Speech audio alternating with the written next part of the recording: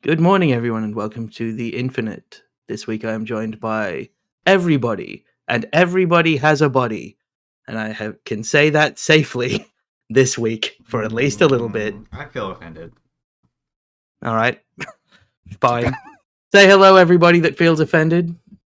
Everybody that feels Hello, everybody that feels offended. Well, too many people feel offended. I'm upset now. I've been attacked. We're up to episode 16, which means we're entering the home stretch of this season. There might be 6 to 8 more sessions. It's going to be very exciting. Finished by the end of the year. It'll be interesting. But I think we can probably, unless somebody has a vital announcement. Great. Blackness permeates everything around Nyx. You're in that state that you found yourself in a lot since your accident, as you're laying in your bed in Chips's office, essentially office/living area. You're as asleep as you ever get. Sleep does not come as easily as it will eventually, nor as it once did. And you can feel at the edge of your consciousness the real world, and then the world that is still stuck in that moment of crackling electricity and pain. In that real world, you have heard the increasing clamor from a kitchen. You've only been with Chips a few weeks now, but while you do have alarms and you typically do have to get up to do your job, Chips has never once come and woken you up. Chips' way of waking you up is to become increasingly louder and louder in the kitchen down the corridor from your room. And you would consider him to currently be at about 3 of 10. But, dozing as you are, you're kind of stuck in this being aware of everything and being aware that you need to get up, but the exhaustion is holding you to this sleep space. And it takes till maybe he's at about 6 on the maximum that he has ever gotten to before you can actually begin to rouse yourself. What does Nyx look like 3 or 4 weeks into working for Chips? Compared to how we saw her both in the first flashback and what she looks like with the crew now, she looks remarkably underfed. She's got a sort of pallor to her skin, where normally she's that soft, bright blue throughout. As she lies there, sort of stretched out deliberately with like one arm brought away from her body, the rest of her kind of curled in against herself. And even in her sleep, she twitches a little bit, that one arm moving a little bit uncontrollably. The like places where her skin should be kind of that soft, bright blue are a little bit more flaky. There's a lot more muddy green and almost a grayish tone. And as she lies there, she's wearing like a spare jumpsuit. It's one of like the lighter ones that she sleeps in. But in general, she just looks ragged, worn down. There's dark, deep, deep circles underneath her eyes. So she's tired, even in sleep. Yeah. You, as you try and piece together what day this even is, as you're like forcing yourself into this state of awakeness, you hear what is like it's quite archaic for him to have something like this, but it is the equivalent of like a microwave, but it can like heat something up in about 2 seconds. And you hear him closing the door of that, and you know that he's never used that the whole time you've been here. You also know that you don't really have a job today. Like, it was meant to be a day that you're he's doing the bookkeeping and you're like cataloging some of the scrap that you've gotten on a previous scavenge. I think it's still close enough that whether you need it or not, you are still carrying your arm in a sling. But as you begin to rise out of bed and go about your getting ready, a bunch of like cutlery seemingly is poured into the metal sink. When this Nyx first just started, kind of like throws her head back at that noise and starts counting out loud in an unfamiliar language. And it's clearly meant to be the kind of thing that like somebody has taught you to do to like calm yourself down when you're just feeling exasperated. But Nyx, who is like normally very easygoing, noise like this just sets her off lately. And so she's just like counting and getting angrier as she counts instead of calming down. the sound from the kitchen does not abate. How long will you push it? She's in the early days yet. You said that she's only been there a couple of weeks. Yeah. So like she pushes it as long as she can until she actually just needs to like step into the restroom anyway, and she's hungry. So she's like finally leaves, not because Chips has woken her up, but because she has other things to worry Roll a d20. about. And we'll see. /roll. I'm terrified of this roll. You've dice bot more than I've ever used it before already at the start of today. Great. A 16. Well, so you hear the banging and it continues, and you're like, just no, I'm not gonna I'm gonna go out on my own time, and it's probably past 10 to like a 12. Like the loudness is nothing as significant as dumping all of the cutlery into the sink, and that as time goes on, you think maybe he actually was just starting to wash cutlery. But the loudness is getting louder, and then suddenly all of the sound stops. Yeah, that's probably when Nyx decides to make her exit, her very cautious exit. She gives it like 5 seconds, and then she like opens up that door. And yes, her arm is in that sling, and not only does she hold the arm in the sling, but she is like bound it a little bit extra, like to where her jumpsuit has places that she could put a tool to. She's actually tied the sling down to try to keep her arm from just coming out unexpectedly and knocking stuff over. Are you heading to the kitchen, or are you heading to some other part first and then to the kitchen? Nyx is actually slightly worried, though she's hiding it, that Chips has just passed Had a out. terrible fall. Yeah. So she's gonna like wander in to check to see if he's still alive and conscious, but pretend that's not what she's doing.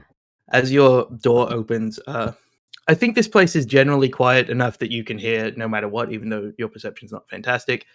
You hear like and a like scraping of a chair, and by the time you get to the kitchen, he is sat in the spot that he's always sat in, with the bowl of green porridge in front of him. And as he goes to like reach in with a spoon, he realizes he's not holding a spoon, and you see from like the corner of the room a spoon kind of get thrown at him that he catches. And as you round the corner, you see Chips, who says, "Morning, mate. Not going to offer you porridge. You're always so against it." And you hear like a deep guttural cluck of disapproval as you turn, and sitting against, on the counter probably, holding a warm cup, is Chips's wife, who you have met before. Chips's wife is a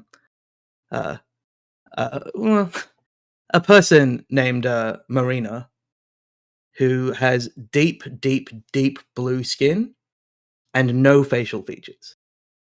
Her race are capable of like essentially popping each facial feature out on anywhere on their body that they need.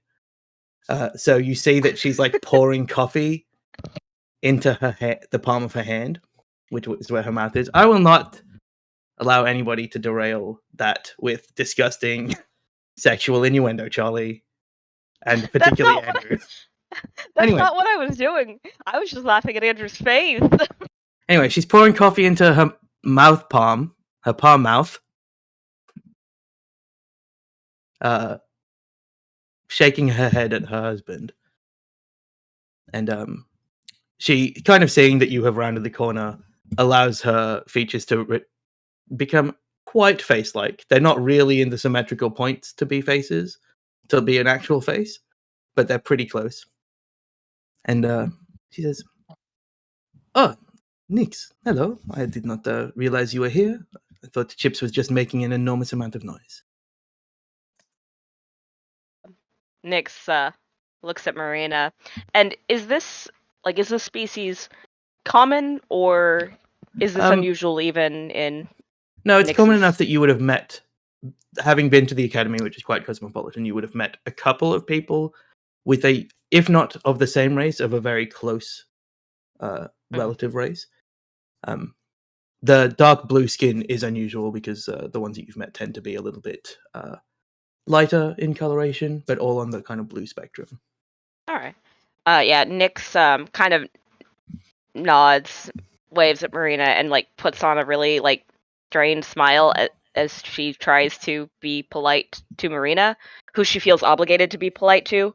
Like, she still is not very good at it because she's so grouchy lately, but whereas Chips, she is around enough often enough that she has a sort of familiar contempt. Marina, she at least wants to not feel uncomfortable. So she kind of nods at her and says, "Do you as she does this, when she stutters in our present timeline, there's no real frustration on her face. It's a calm sort of thing. I mean, it's usually like the whole sentence that is repeated, but her lip curls and she clutches her like free fist and turns to go to the like little chiller where she puts her like mostly protein meals, and stares at it for a long moment before she turns around and says, "So he's not like that normally then? He's not just that much of a klutz?" And as she says that, Oh, her arm like twitches and she almost knocks over her bowl that she's setting up. no. Chips is a deeply annoying man at all times. Nyx looks at Chips and stares at him in his crunchy green. Yeah, Chips is Green eating grain. these green husked. It's. I'm going to do a weird texture thing again. It's like if you had porridge that had the texture of popcorn. And it's green, like a vibrant green. Actually, kind of like the sound of this. I'll be honest. Like Nyx. Yeah, you should have waited for the texture thing last time. He has the good grace to really not be paying attention to your conversation because, like, he can talk to Marina at any point. He can talk to you at any point. Make an understanding check. That was a flat 20 at this time. Yes, running Rice Krispie is an accurate way to phrase that. Thank you, Chris. Thank you, Chris, for always knowing what I really meant. But like also like a big Rice Krispie. I imagine these husks is larger than rice. Yeah, they're like tooth-sized. Does that help? That does help. Describing things as tooth-sized? With your 16 understanding, you get this glimmer of Chips being like very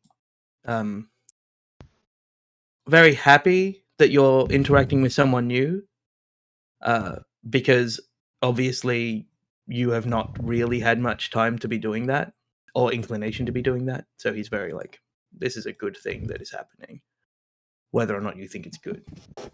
And Marina says, "No, he's sometimes very clumsy though. He does frequently.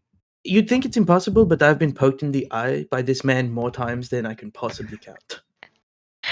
Nyx is like halfway to like bringing a like chunk of something that looks almost like a sort of fish, but is probably simulated, to her mouth, and just like drops her spoon in the bowl and looks at Marina again and bursts into giggles because she's imagining like how you manage to poke somebody in the eye this way, and she looks at Chips as she's trying to like bring herself under control, and then she sputters again at Chips's expense.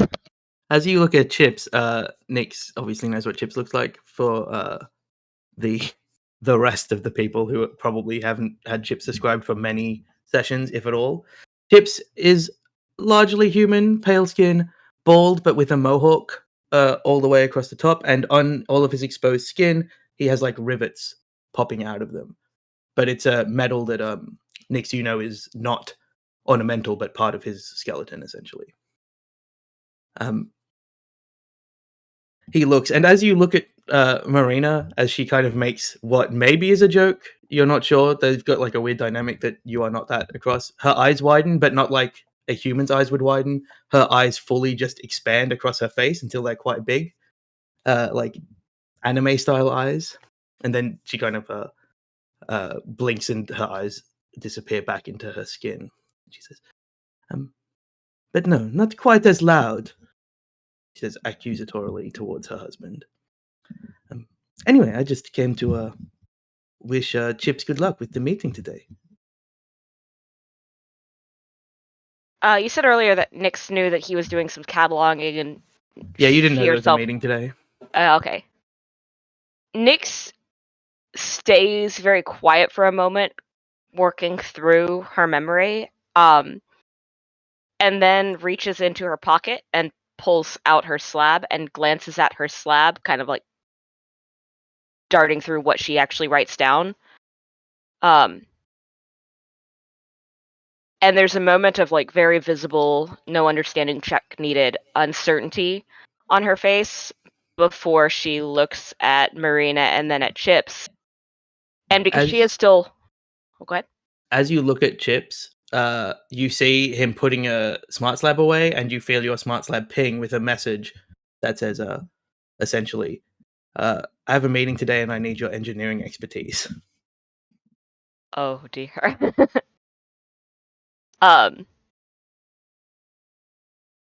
Nyx takes a really sharp exhale, slams her slab on the ground, like on the table that next to her, and like turns full round to disappear into the like refreshment quarters, and then like you hear the shower turn on, and the door, even though it's supposed to just kind of like slide gently, she somehow manages to slam it.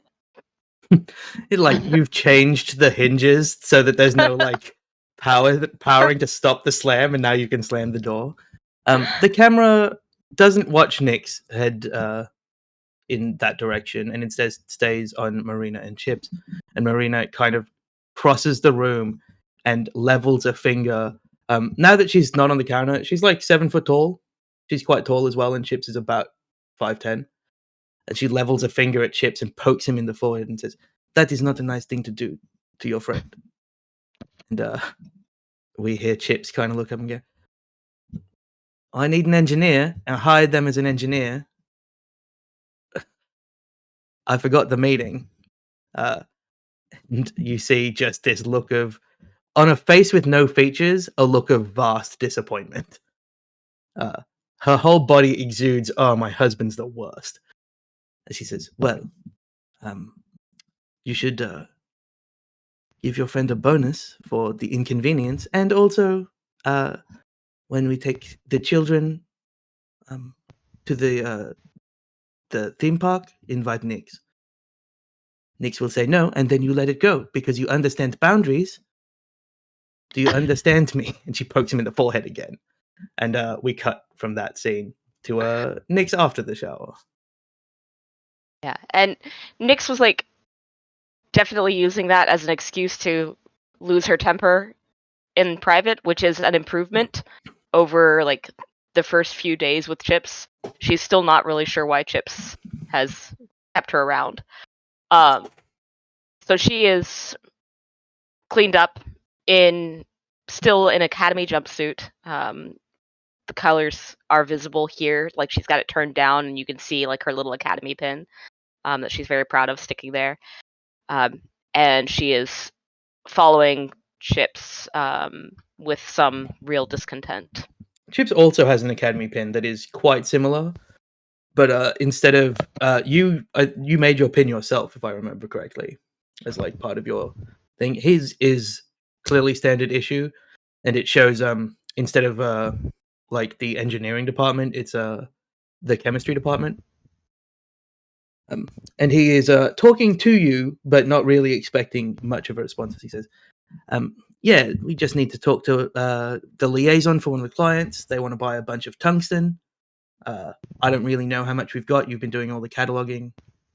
So I just needed you there to answer these kind of questions." You mean you need to talk to them? I'll give. And she like holds up her slab and she points at it and she's like,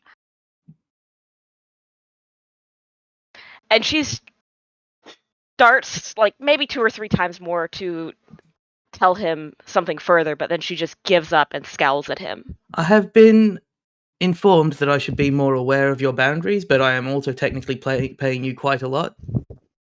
So, while I am not going to force you to speak, because I don't think any employer has that right, I would like you to remember that I'm paying you full time, and you know, you're not that good a pilot." Nyx scowls deeper at him, but her fringe just, and right here we can see that it's very it's still more ragged and scarred, and it's like got that flush of recently healed skin to it, and it expands and is very like light pink and a little bit deeper in the blue, and she just looks sharply away from him and says, "Fine, but the meeting's gonna take too long." Shrugs and says, "Well, I don't have anything else planned for today, and we can bill them for how long the meeting takes. So, silver lining to everything, right?"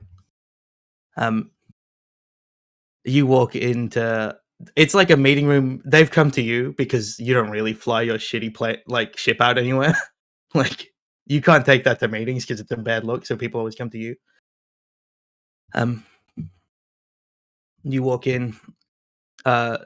You don't see anyone. You see like a little what looks to be a suitcase. And then you don't see anyone. And then from outside, in walks a very small, like 4.5 foot tall little droid. Despite Nyx's irritation at Chips, the moment that they start to like get to this meeting location and enter this room, Nyx has just like tucked herself up in his shadow, almost entirely. And she looks at the suitcase, then at the droid, and her body language relaxes just a little bit, but she is still elbow to elbow, within like almost hip butting up against Chips as they see this droid. As you look at the droid, they are familiar. They are the droid that sources parts for the engineering department of the Academy, who you have had quite a lot of dealings with at the Academy. And they kind of scoot over. They're very slightly framed, but you understand that they are very well built. Part of your early training in like droids and things like that, you would look at the schematics of this particular droid, which is built to look slight, but be very solidly built. They walk over and go, "Excellent. It is good to see you, Professor Chips." And you start a little bit at that because most professors would use their last name. So he must have at some point forced someone to make this droid use his first name. And also, Miss Ixada. He like inclines his head to you. What's this droid's designation? It is CARI0N, but everyone calls them Carrion because that's what their name is. Ha ha. And she just waves. He waves back and says, "The Academy has sent me to source as much tungsten as I could possibly get from Professor Chips." She looks at Chips And then she stares down at her slab and starts like punching angrily. She literally does not need to pull these things up. She has essentially made shortcuts to them on their walk over. But she does this very dramatically. And as she's like typing, she's a little bit distracted by the motion, and so she asks Carrion, "Tungsten? That's what's the academy? What are we doing? What are they doing that so much tungsten?" One of the students decided that they would like to test different materials in the well, he's trying to search like through a memory bank of whether or not like this information was provided in a way that he should be espousing to you. He's not a synthetic intelligence, even he is a robot. And he says, for something to do with thermodynamics and whether different materials would be better. And also, even a robot, there's like he's been told that by someone that said that judgmentally.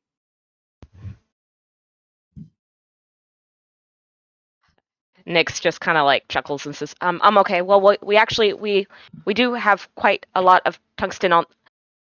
There's some, and she's trying to get out like where they got it, but then she just like twists the pad around with the numbers on the screen, and like puts it to Carrion's diodes almost like really close. It's like a foot away. Super wide, always lit eyes of Carrion are like right next to this, but can still read it. It's like, excellent. We will take all of that amount. I have a question for Nyx at this point. Have you the academy is essentially will support you if you are without income. Or without income equal to your station, so even what Chips is paying you, you could get more, like you were earning more before. Have you told the academy about your injury? I think she hasn't like made a formal recognition of the injury, but she definitely is close enough to certain people that it would have been mentioned. But she's got the paperwork sitting there, and she has never touched it. All right. Carrion says, I was also sent to relay this message. Professor Chips, you owe us 7 months of dues. And Chips, like, you feel him stumble like back a little bit, not expecting this to be about that. And he says, "Oh, I'll get that to you now, I guess." And he pulls up his smart slab, and you see around his body that he is paying. The dues are not a lot for if you're earning full amounts of money. He like sends across 1,400 credits or something. But you also know that as a business owner, he makes quite a lot of money. And also, I was to present this to Miss Ixada, and hands you a smart slab. Nyx like fumbles because even though she has a hand free, she wants to put her other slab away before she reaches for that one. And she kind of takes it a little harshly because she's still looking at Chips. And how aren't there auto? Can't you just make that take it from your account, Chips? Oh, I have a joint account with Marina. I couldn't possibly authorize that without speaking to her, and it's just slipped my mind for a long time, many years. It's just Carrion is incapable of making a judgment about this anyway, so Chips is really just trying to convince you ineffectively. Carrion says, well, if that is everything, I have brought this, and as he wheels a suitcase over, you see it's not exactly a suitcase because it has a ring of like powering batteries around the outside of it. And as he opens it, it opens to be very, very large, big enough for all of the tungsten that you had said that you had. And make an applied engineering check. You can use your current stats. That's fine. Okay.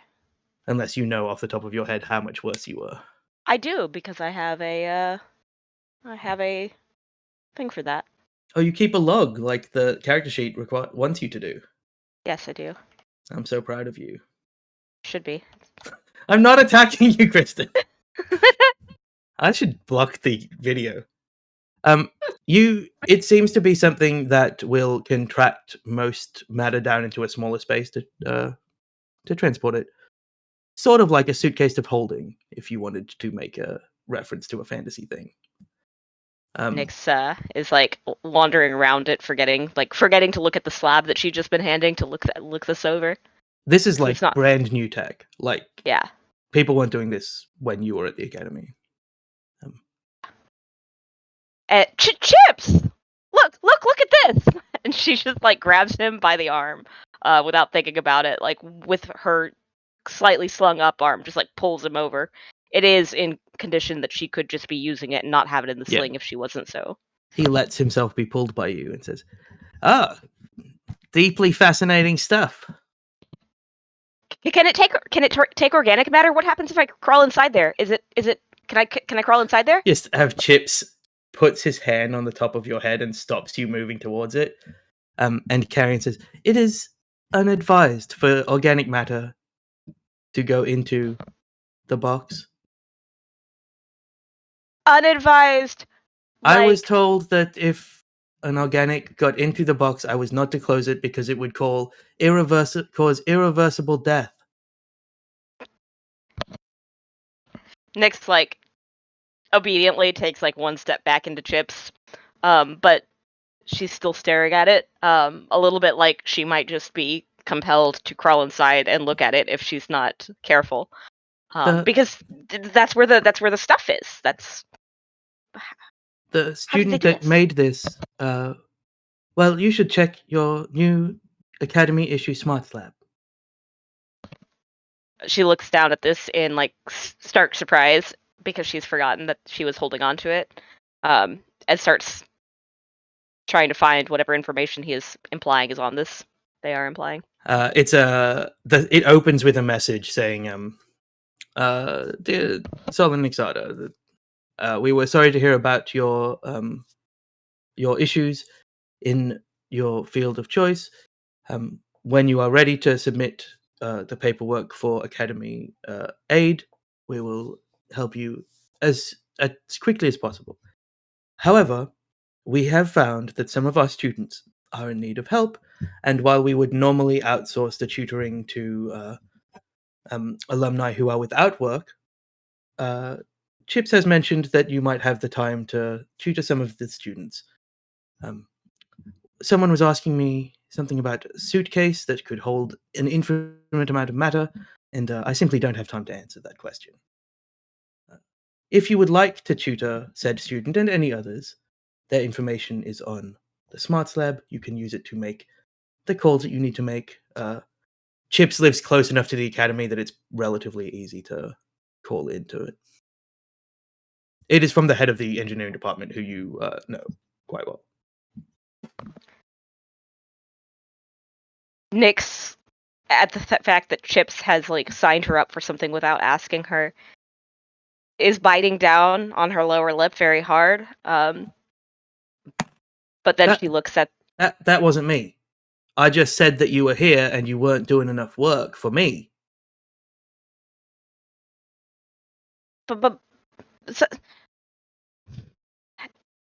and she just full turns away from him and takes the slab in her hands and kind of drops to her knees next to the little box, and she goes, obviously I can't tutor. Look at me, but look at this box.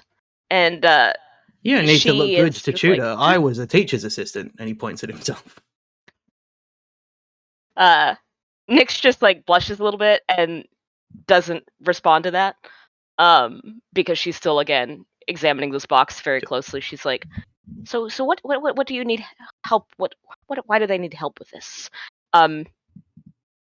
Yeah, she will be continuing in that vein unless physically dragged out of it for some time. No, Chips has met you, so we'll leave you to it, and we'll start to haul so much tungsten by himself. So over the course of maybe 4 hours that it takes him to bring all this tungsten, you can kind of work out how that whole thing works. It requires a really expensive material to create the box itself, which is probably why most people wouldn't have thought of it, because most people think, even at the academy level, of like, well, what's a reasonable amount of material to spend? Like, it's like, do you spend 4 trillion credits on a suitcase? And sometimes, if you come from money, I want this to be Celeste's thing. Actually, I should have done that. I don't like doing academy stuff because I get glared at. It's really mean. So about 4 hours later, Carrion says, Miss Ixada, I have to leave. Nyx kind of... Hold on. I don't know if 4 hours is enough for her fuge. So let's just let the dice decide. Yeah, she doesn't notice. 4 hours and 10 minutes go past, and then Carrion, a little louder, says, Miss Ixada, I have to leave. I have a deadline to get back to the academy. Oh, did the wrong roll here. You got DM'd help. Yeah, I did. Like a Nerd. noob. Oh yeah, this time Nyx like he perks up at the word academy, and says, "Oh, you've got more information from the academy, huh?" And she's kind of settled down, physically and verbally. No, I just have to be going back there. Oh. You notice that this thing's filled with all of the tungsten that you had. She like tries to discreetly check her slab for the time. It's And, discreet enough that Carrion doesn't notice. yeah, no, that does that makes sense, Carrion. Thank you, Carrion. It's I missed you. Carrion nods and says, I have not had a student who worked so diligently on me since you. Nyx like ducks her head and like looks down at him and then like looks like at this reminder. Feels comfortable enough again to kind of like step forward and kind of just do her usual circuit. But you're being looked after, right? Of course, that is my role at the academy. And you notice that a lot of so the way that Carrion kind of works is that students will like build a part and put it forward for assessment to whether or not it gets added to replace a part of Carrion. And even though it's been several years since you were at the academy, you can still see like 4 or 5 parts that you submitted that are still part of Carrion that haven't been replaced, which means they haven't been exceeded. But you do see some newer things. There's like a mark of another engineer like on one of his thumbs, something like that. Got any new favorite upgrades? Oh, student thought it would be very dapper if I could do this, and he takes the top of his head off like a cap and doffs it to you. And you see like his circuits flashing, but there's a glass protection, and then he puts it back on. Nyx kind of like that's really cute. Huh. And she's like looking at like the seam because she hadn't noticed it, mostly because she'd been distracted by the box. It's a reasonably hidden seam. The seam used to be there because it would be how you'd access the like core circuitry, but it doesn't look like it's removable. She will curtsy back to the droid before kind of stepping away. If his mouth had smile capability, it would be doing it, but it doesn't. He goes, all right, well, stand back, and he pushes a button on the handle of the suitcase, and it like zooms back down to be like a carry-on luggage size. Nyx is just like pure childish excitement, and she watches this the whole time, and then we cut to you and Chips watching Carrion's ship take off. It's a very small ship. It's autopiloted from the academy. As far as you remember, Carrion can pilot a ship, but generally the autopilot is a better pilot anyway. And as Chips, who is visibly tired from his 4 hours of heavy labor. Says, "Ah, I was meant to tell you. Marina said that if you wanted to, we're taking the boys to one of the local theme parks, a couple of sectors over. You're welcome to join us if you like." Nyx had a brief moment of guilt for the fact that he looked exhausted and had obviously done all of that carriage on his own, and it vanishes instantly at this invitation. That's not the worst idea I've ever, but it's really close, Chips. And she's, Someone like, tried to get stalking. into a small matter compactor earlier, so not all ideas are equal. I think I'd rather take the suitcase, Chips. He chuckles and says, "Well, I'll be leaving tomorrow, and I'm going to be gone for a week, so you have the week to yourself. If you had something new lined up in that time, Nyx just squints at him. She doesn't but say I'm anything. respecting your boundaries." And he kind of smiles, and he goes off to cook dinner. Yeah, Nyx disappears and strongly pretends that she is not looking at any of that paperwork, but it's all filled out pretty much by that evening.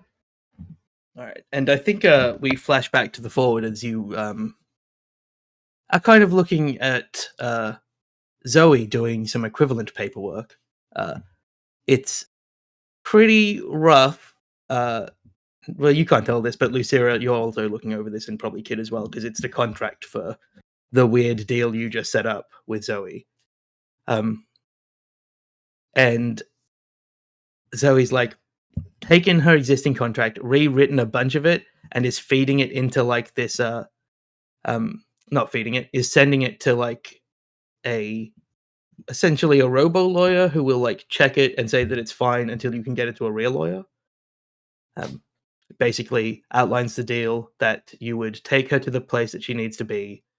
3FL has access to whatever body of the three options for the duration. Within reason, jumping in and out of bodies is just going to annoy Zoe. And that Zoe will, provided enough inspiration to create a body, will create a body for 3FL. And if not, will reimburse you for the value of the body. So if for some reason her inspiration does not strike and she can't come up with anything, you'll get 75,000 credits to spend. All Because right. ultimately she's an artist. And like she can't just force it. Well, I think this is about right. And she like prints out a thing, shows it to 3FL first in the giant body. It's like a 7-page contract. Not 3FL will do their own quick skim, but definitely defers contract negotiations to Lucira, and also will specifically request that Nyx looks over it for like any technical content. Both anyone can roll bureaucracy that they like, and Nyx, you can tell that it's a pretty standard synthetic AI, like synthetic chassis thing. You learned a bit about them at school because AI stuff is so specific. Doing this with intelligence, not charisma. Yes, with intelligence. It's 14. The dice channel is like not working for me, so I might be doing physical rolls for the next little bit while I try to debug. Yeah, that's fine. Not a problem. Business. Kid, would you like to roll bureaucracy as well? I know that you are quite good at it. I think Kid is better at it than Lucira. Yeah, Kid knows all the laws. Kid knows every single law Yeah. that's ever been. Kid, it's a really rough and ready contract, but it will function until you get to a lawyer, which is its point. Otherwise, you would have to wait like till a lawyer could come until 3FL could leave.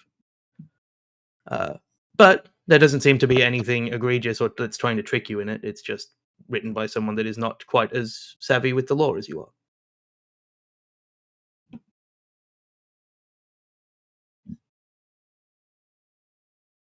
Lucira, you know that to a lesser extent. They might be about as savvy with the law as you are. Mhm. Particularly this, like, very specific contract law. Well, if Nyx, you don't find anything, I'm totally blanking on the word here. Untenable is not the correct word, but Untoward? there we go. Thank you. Zoe is pleased untoward at having helped. in the technical language, then I think we are, and 3FL is also amenable to the contract, and I think we are agreed. Nyx sort of like shrugs a little bit, and she's like, I mean, I've seen her work. I've seen her work. Have you seen her work? I technically prefer it to be called art than work, but it's not really relevant, I suppose. Have you seen her art? I've seen her art. Even though she made you do that, she beams when you say it correctly. Anyway, Are we? No, go ahead. Oh, I also just realized I was muted the entire time. I was saying before, I was like, oh yeah, I will roll for bureaucracy. I thought you were just like flat ignoring. Yeah, I Jack, thought you were like No. not interested in answering. I was like, oh, okay. I guess that flashback was no good. Are we still by Zoe's booth? You're in Zoe's booth with the Oh, we're still curtains in all it, okay. closed. Okay. Well, then Kit will actually like look at the art, as Nyx has called it. Yeah. Look around. They are extremely gorgeous. They have a very like that kind of coppery beige finish to the outside, but where like the underbelly would be on an animal, or like the inside of the limbs is like a very pale blue that flashes with power through it. The one that 3FL is currently in is 9 feet tall. It's elongated a little bit as well, in a way that is quite. It mimics Valis's longer limbs a little bit, but even further elongated. And then the other two, one is very chunky, like a tree trunk, and the other is like a cartoon strongman. Kit will kind of look over them, and subconsciously, whenever they see like the blue tone, will pull out their slab and probably have some sort of app or just like some site they can go to, and begins to attempt to by eye color match, so they can remember it for later. Sure. You can. I will say you can do that because you have art stuff. And such, the contract is made. And 3FL, you can leave. In what do you want to stay in the dexterous 9 foot tall body, or do you want to change into the tree trunk? I think I had to stand up to try to get the feel for what 9 foot tall Mm-hmm. is. That's very It's very tall. tall. I think I need more coffee. 9 foot is good. Okay. We see the party. Then Zoe is staying to finish booth stuff. We see the party kind of make their way away from the weapon shop for reasons that not all of you really understand why Kid is innately leading you on the opposite side. But knowing that the engine is a priority and not really knowing what you're going to find up there, you might have to do something up there that takes a significant chunk of time. We see you all standing outside an elevator, waiting for it to come down. As it comes the idle down, time, Nyx is like looking over the new chassis a little bit obtrusively. Like Yeah, she it's keeps gorgeous. stopping herself. you head to. It kind of, the map implies that one elevator is up and one is down. That's not the case when it's this quiet. So you're at the right-hand elevator, and as it comes down, you all walk in. 3FL, you have a high enough perception to realize that if you just walk straight on, you're going to smack your head into this. So, not 3FL, like... Sorry. Also, I will remember. it's for me. It's mainly for Mhm. me. Also, anytime like there's like a moment where they're not moving, like collectively as a group, 3FL does, or not 3FL does make a point to like get into sort of a more kneeling, like you would when you're talking to a kid, right? And you're trying to not be like imposing and scary. Mhm. But will also duck their head if they need to get Yeah, into you- different. You duck into the elevator. The doors close. It zooms up very quickly for how high this building is, but not that quickly. It is the future. And it opens. It opens to a room that is about half the size of the downstairs floor entirely. And inside, this ceiling is even higher than the first floor was. And inside, you can see immediately in front of you, there's a bunch of what Valis and Nyx certainly know to be shield generator systems. As soon as you come in, there's some life support systems on the far right hand side as you're facing away from the elevator. There's some weapons on the left. Kid, you can see a couple of like very specific and unusual weapons. One of them looks to be essentially an infinitely long string of wire, and as you can you see a couple of demonstration screens show that it goes around your entire ship, and it will anything that's clinging onto your ship, it will electrocute. It's designed as like an outer layer mesh weapon. But further back, Valis and Nyx, you can see ship engines, both mundane ship engines and faster than light drives. They tend to be far towards the back of the space.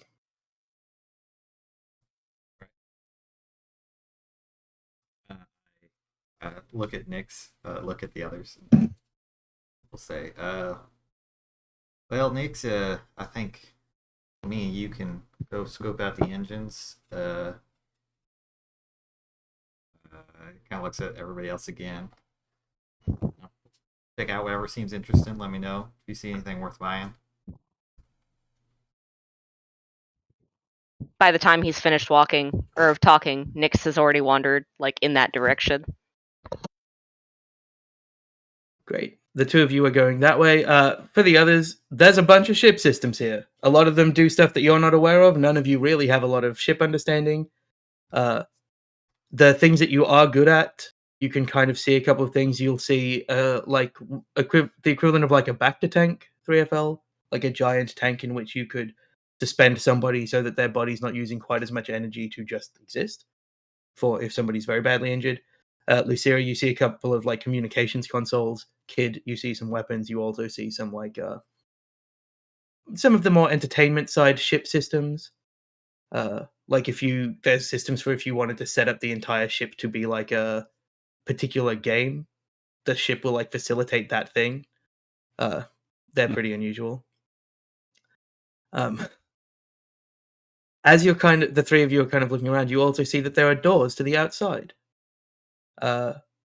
As you walk towards the doors on the left, there seem to be a bunch of small ships and fighters, and to the right, 3FL in particular, you notice in the darkness of lit last night, a very well lit botanicals area where there are a bunch of different plants and different stalls and things like that. But we will move to Valis and Nyx engine shopping. This isn't the kind of place where everything is manned. Like, there is an engine section and there are a couple people milling around, but these all seem to be made by, or at least funded by, the same corporation. And that corporation is Imperial Productions. It's not like you could steal these kinds of things. No. No. Um, Well, you don't know. You haven't actually seen any security. That's true. You can't get away with the glasses, but you can take an engine. Quick question, because I know that you mentioned stuff about how you did Zoe. Could I have taken like a specialization for applied engineering just in ship parts? Yes. In the abilities thing, in the abilities document, basically there's like a specialization thing where you can just spend 5 and it gives you +5 in a specific area. And I'm actually happy for you to not spend the 5 and you can have that as like an addition to your spacer background. which feels slightly weak generally. So Yeah. I'm happy to buff it by +5 in that area. Okay, I'll look at that, pick it up. But I'm gonna look for whoever seems to be a salesperson, I guess, or A couple of people wearing black shirts with name badges, and one of them, you can pick between a quite stocky person with a metal jaw or a slightly hovering creature that seems to have 6 arms and no legs. I'm gonna go with the hovering creature that has 6 arms and no. You approach and they kind of do a little spin in the air and they say, "Greetings. Can I interest you in an engine of a kind?" Yeah, I was hoping to get an Interstellar D-class engine, maybe something RZ rated with a fold injector. They make an understanding check. I'm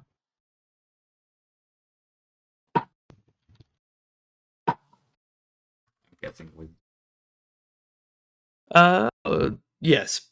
You can substitute your int for this in particular. Okay. Actually, it should be charisma Okay. because it's an understanding about him. I forgot how this system worked, having read Pathfinder for the last week. 17. You quote a very specific engine at him, and you're kind of trying to gauge whether or not he knows what he's talking about. And he seems to know what he's talking about when he responds, "Oh, something particularly standard. We are a tech expo, so we tend to have more cutting edge experimental things, but we do have a couple of standard faster than light engines." And he kind of points to a couple that just look like standard faster than light engines. They're probably not the specifications you directly wanted, but they're close enough. I like experimental. Yeah, I mean, we could check out the experimental engines. What's experimental about? Well, okay, I'll go through some of them. And as he goes through them, you will learn that they are kind of laid out left to right in price, and the standard ones are like the third and the fourth one, basically, towards the bottom end of the price. He says, going to a very small engine that Valis maybe you would think is too small to be a faster than light drive. And Nyx, you maybe have seen the condensing of engines more because of the academy work. It says, this is considered a collapsible faster than light drive. It's good for 10 jumps and then it will no longer exist. But the fuel comes with it, and thusly it's a little bit cheaper. How much cheaper? This is 10,000 credits for the entire thing and the 10 jumps. And the standard that you were looking at are between 16,000 and 20,000. And then you'll, of course, need to buy the fuel. But Imperial standard fuel pricing, which we offer, makes that not that unaffordable. I'll glance at it. Like, not really that interested in the collapsible one, but wanting to see what their reaction is. Nyx is intrigued by it, but she kind of like looks around it and then she goes, "Well, we're not going further out, so there's no real reason to have something that. I mean, the collapsible drive seems like it'd be best if I was going away from the core, you know. So. You both know from your extensive travel that despite the fact that it is a quicker jump time-wise to go from an inner ring to an inner ring, it still costs the same amount of fuel. But he says, well, that's true. A lot of people buy these as potential backups for if there's an issue. Before, if there was an issue with your fast and light drive, you might just be dead in space until someone can come and find you. But now this allows you to have a backup. But we can move on. He takes you to the next one, which is again a little bit cheaper than that 16 to 20,000 bracket for a standard one. He says, this one, very small, can fit into a standard engine bay without needing its own fast and light area. It does require double the fuel to generate a jump, but sometimes that is necessary. Smaller ships now can travel with faster than light.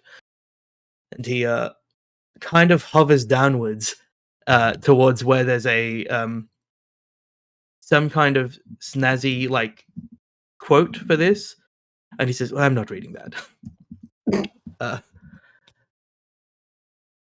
Seeing that you two seem unimpressed, he said, "Well, let's move on to some of the higher end things, Yes. the higher end experimentals."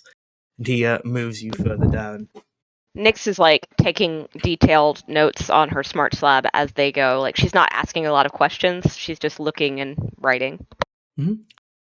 He points at the two standard ones. He says, "This one is standard. It's 16,000. It can fit into any bay that you could possibly have in your ship. It's designed to work with any setup. And then this one is 20,000, and it's just like a slightly smaller model for when you are space poor, essentially. What? Area poor, not space poor." Then he moves up and says, "This one's fascinating. This one can power your weapon drives as well, and it will make your weapons far more capable of surpassing shields." Well, what's the cost on the engines if you do that? Is there any delay to reactivating? Generally, there's no additional delay, but it does require you to have at all times 2 blocks of fuel, one for a jump and one for ongoing weapons usage. Generally, the weapons usage block will last around 30 days, but if you get into more fights, could happen. It's pirate space after all. You might go through it a little bit quicker. It's also vastly more expensive, and he kind of points, and there's a price tag of 90,000 credits. Real fancy. Nyx like looks at that price tag, does a little bit of mental math, and just sighs. Can I? Yeah. I'll look at Nyx and I'll say, what do you think about the concept? Powering our weapon. And she stops and she looks at How Valis. effective do you think it would be? She like stops and she's like crossing her arms and she's slowly staring at Valis for a long moment. Flashing back to Valis refusing to back down from a fight. And she says, "Captain, with all due respect, respectfully, Captain, I don't think you need that kind of incentive." I'm trying to ask you if you think it functions as he said. I don't think it matters. I don't. All right then. I will take. I don't think we should have that. Case. Yeah, you Try can. to- Andrew, you can roll. All Andrew wants is the mechanical how it works, but Yep. Nyx has been Yep. pushing back, so he's just gonna do it himself. Sorry. You could make a leadership roll. There's no I will leadership act- role that overcomes that level of incompetence. Like that level of not wanting to help you. So if I'm reading this right, this gives me the thing that I just took. I have a +5. Yeah, so anytime it's about specifically ship parts, you'll get a +5 on applied engineering.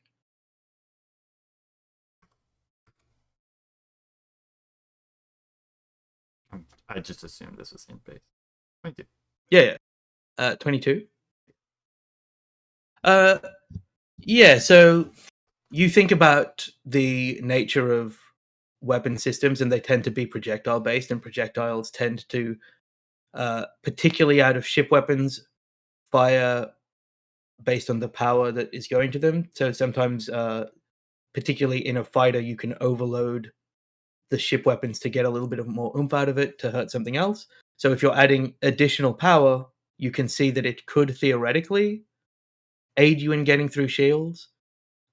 You don't necessarily know with the 22 exactly what that would entail, but as you're watching the demonstrations, you can kind of see they have a very thick shield set up and a sideways view of it, and you assume a normal gun. They could be tricking you with something about this film.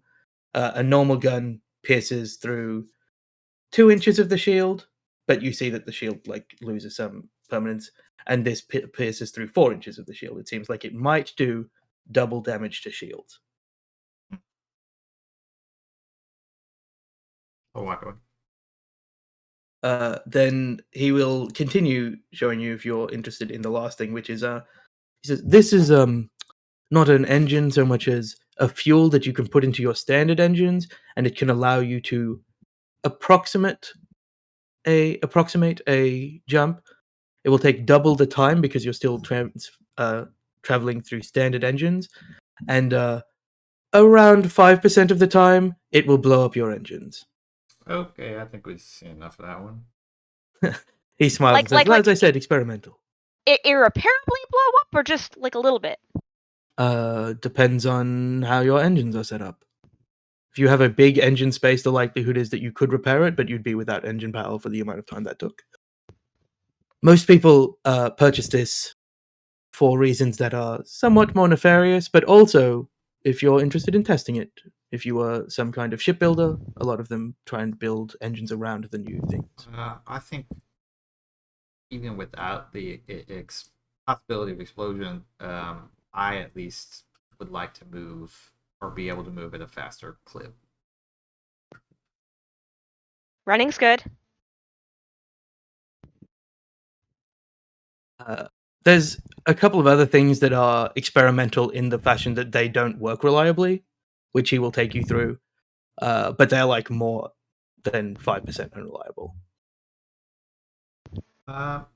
And about 50,000 credits for those ones. How much was that fuel, though? The Imperial standard for fuel is currently 150 credits per jump, if I remember correctly. Right, but with the experimental blow up. Oh, the experimental blow up one, you're paying 600 credits per fuel unit. Nyx is going to like turn to Valis and bring up her notes and start like chattering away at what they've seen. But unless we have further stuff, we could maybe abstract that while we chat in the background of what we want for this ship and see what the others are doing, or Sure. Yeah, that's fine. You two can discuss at your leisure which you want to buy. The other three. Well, we'll go to 3FL. Are you going to the botanicals balcony? Yes. And if Kid seems uninterested in the ship bargainings that are going on, they will extend an invitation.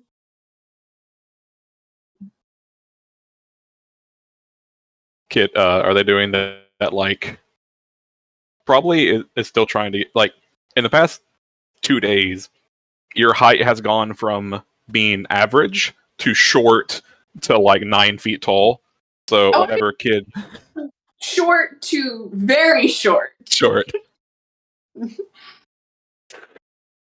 when Kid hears you, Kid will turn around and you'll see them manually have to like adjust where they're looking like twice before they actually like look at you accurately. Yeah, sure. Half the shit seems way too expensive anyway. Excellent. Though Kid does look out for, I don't know the name of it, but I know the effects of it. This giant ball thrower thing. That you don't see a weapon that lines up with that, which kind of makes sense because these are new tech weapons, and that seems like an old tech weapon that's just very, very good. Okay. All right, so you two are going to go to the botanical thing. Lucera, are you going to tag along to the botanicals? Or are you going to look at some other things?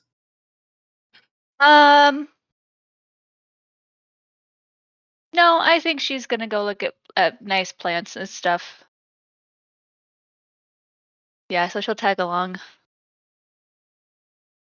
Come look at trees, Ink. All right. You head outside. Immediately upon heading outside 3FL, you can tell that a lot of these trees seem to be synthetic, which makes sense because they are trees that use photosynthesis and thusly would not grow on a planet that gets such little sunlight. You notice that on the left-hand side, there's a lot of essentially genetically modified vegetables and stuff, and like fruits that people are growing to show like the equivalent of watermelons with no seeds, like that kind of stuff, where it's genetically changing something to make it slightly more convenient, or crossing two things. So like it's the fairy floss melon thing, like Oh, that's those are the kind of the cotton those are candy melon. grapes. Yeah. Cotton candy, grapes, those kind of things. Apple That's along pears. the left side. On the right side, there's a bunch of these synthetic trees that people might buy to put in their yard or whatever. But towards the back, in the midsection, there seem to be these big display cabinets where you can see a lot of pulsing energy, but nothing inside them. There are people milling around who seem to be working here, but the person that seems to be working in that area has a very light green coat that could echo a lab coat if it didn't have a couple of extra like frills on it. And you can see a banner that's been erected on two poles on either side of it, and it reads botanical. My brain just blanked really badly.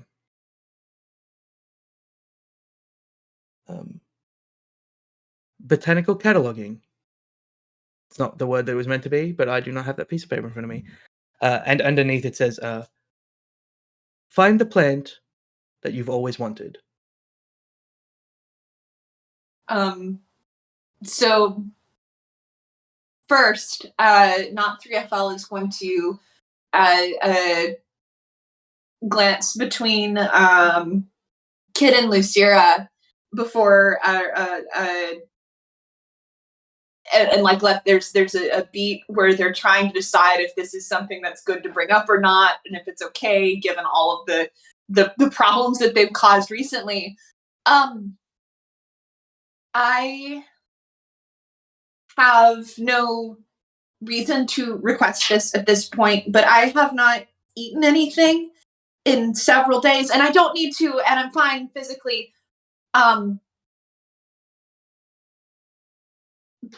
But can we stop by the fruits first? Absolutely. I kind of want to test some of these out myself. Kid nods along to that as they're trying to like they brushed up against one of those like prickly pine cone trees or something, and they're just like trying to get it out of their jacket. Yeah, it's fine. Rubbing it further into the jacket sleeve. Yeah. All right. Just because my brain blanked again. You're going to the fruit. Yes. Yes. Great. Yeah, you head to the fruit. It starts with 8 different apples that are just different colored apples. And they are not labeled so much because as you get closer, it seems like the intent is that you will try them first, and then be wowed by whatever they theoretically have been genetically spliced to taste like. But if you would like to take an apple, you can take one of each, but you can also roll a d8 if you like the fun times of random apple tasting. I love some random apple. Immediately go into that roll. There's nobody really manning this. There's like one person like a long way away. Okay, I'm having to do the old-fashioned thing here. Sure, so I have my that's fine. 7. For some reason. 2. 8. Ooh, we all got different. Right. We'll go from the bottom up. Chris, you reach down, you take an apple that is kind of a deep orange color, like an amber almost. You look around and all of the signs are like, take an apple, take a bite. You take a bite. And it tastes like burnt caramel. Like the inside of it is almost already caramelized. So it tastes, if I had to analog it to a real world taste, it kind of tastes like a tartatan, where you have like the burnt caramel. And it's quite delicious. It's shocking because it's an apple, Yeah. and it tastes cooked, which is weird.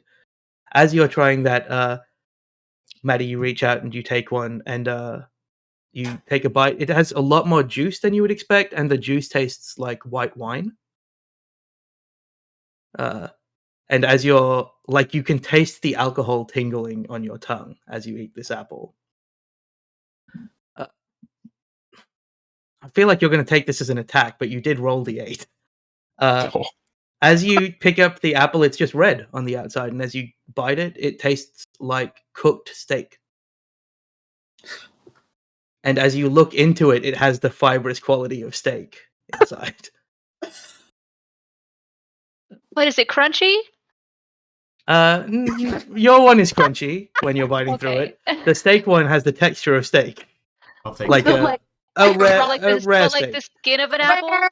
A rare steak, so it's like a rare? kinda soft Yep. and like Yes, Oh god. meaty. I didn't make you roll an 8. I decided that an 8 was going to be a meat apple, and you rolled it. Jack, when Jack preps But to is punish it us, cold? Like it's not hot, right? Yeah, it's an apple. So it's a cold, rare steak. Yeah, you're That eating is right. cold burnt caramel, to be fair. I mean, cold steak is I'm delicious. eating cold I white will wine. say. Cold white wine is nice. Sorry, Kristen, your reaction to meat apple. I guess it's not cold, it's just room temp, but still. Room temp, Um, slightly chilled. Just the apple pulls away with the bite. Oh, gross. 3FL or not 3FL has taken a bite of this apple, and like their optical receptors, you see like a flash of like a different color than what they normally are. So like normally their optical receptors are this very nice blue, and they get like it's this very pale blue flash that's like shock, surprise, not revulsion, just trying to process what's happening. And then they'll take another bite. And is there a salesperson available to ask questions around here?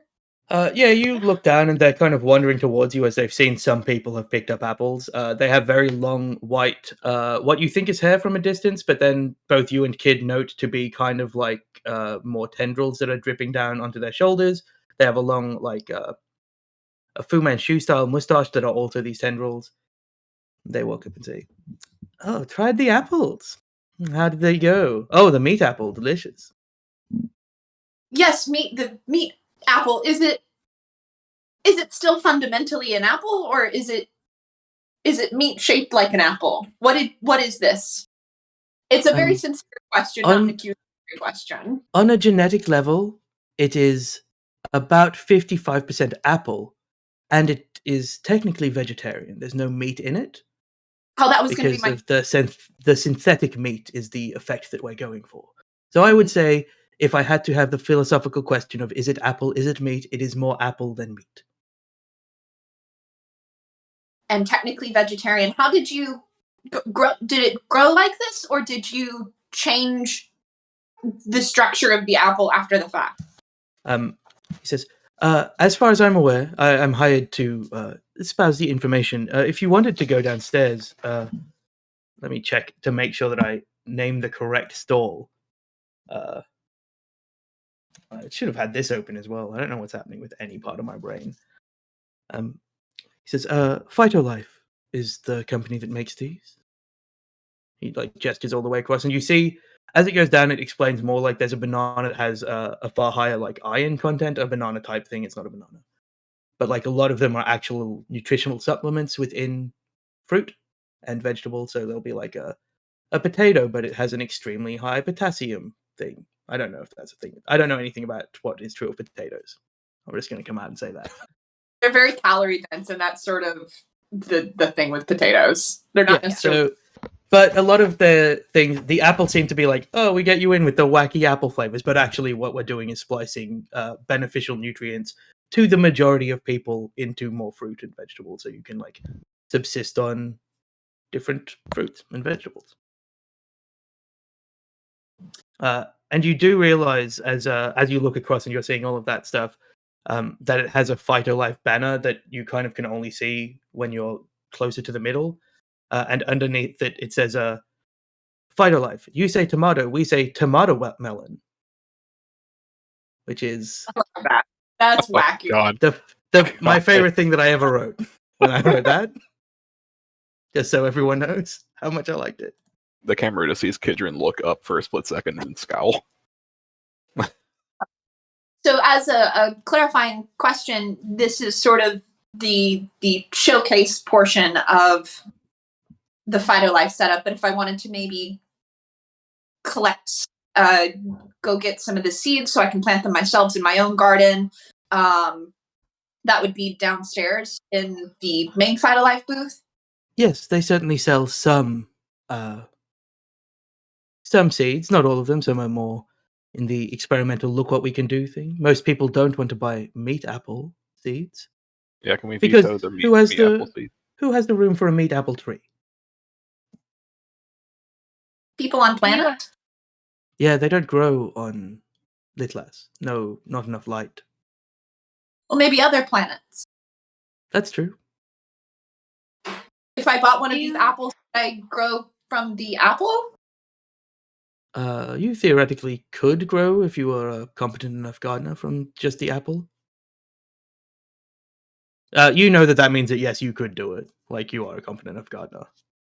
Not 3FL will side-eye Lucira a little bit and be like, hey, you're our money manager. Is this in budget? Do you happen to sell? So there's seeds downstairs. If we want just to have some already grown to eat, do you have some of those available for sale as well? We don't have the requisite permits to sell food. We can give it away, okay. but we cannot sell it. I understand. Yeah, they're different permit requirements. They could only afford, well, they could probably afford both, but they chose the They chose the demonstration sample. one, the sample one, and they didn't think enough people would want to buy a bushel of meat apples. How many samples are we allowed to take? Reasonably, I meant to limit everyone to one, but it's pretty quiet. We've been here for a long time. And again, these apples don't grow here, so they have been frozen. They'll eventually go bad. Not 3FL will open up their bag and we'll take like one of each apple and throw it in there. And what else did you say there was? There's a bunch of other fruits. You can pick some assortment of things that have extra nutritional value. I'll work out what they are for your stims later. Thanks. But yeah, you can take roll a d20 for how many more than the 8 apples you can take of various things before he's like, well, no, now you're just clearly mocking our system. 17. Great. You can take one of basically everything they have, and then you're like at the end of the line, and there's 3 more things. You're like, now, this is getting slightly ridiculous. Kidron Yeah. will pick up one of the last 3. He'll just say, no, for your whole group. You just took, and he counts it off. He goes, 25 things across don't the know 3 them. of you. Well, there Make are a deception check. 5 people, so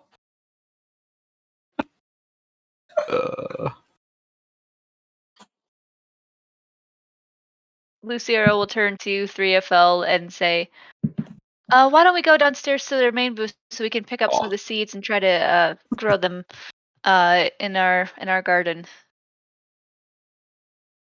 He says, we were having a lovely conversation, and I was willing to let you take as many samples as you like, and then you lied to me for no reason. He No, looks thank- like he's on the edge of being like, put back the samples, but then probably can't be bothered. well, no, because we have there's Valis, and then there's Lucira, and then there's myself, and then there's Nyx, and then there's Alejandri, and then there's Kid, and then there's Fidget, and then all of the different plants that 3FL, not 3FL, Well, described. You can also make a deception check with disadvantage because he already knew that Kid lied. I'm happy for you to continue Why am I lying lying. to this vendor? What are we He's doing? literally just giving away samples of fruit. And not didn't- 3FL is very happy to be here. This I is the didn't shop. think not 3FL was going to be the problem. The problem child. Normally, Really? not 3FL is so You've been balanced in betrayed. these things. Really? I mean, Yeah, not 3FL never makes hasty decisions. Are you No. rolling your... Did you roll your deception check? You can do it in, with dice. I'd roll first. Oh, you were serious. Okay. Yeah, you're literally just lying to him, to his face. Like, you just start listing people and you're like, these aren't real people. When you put it Like- that way, Lucira's just like, what is? Well,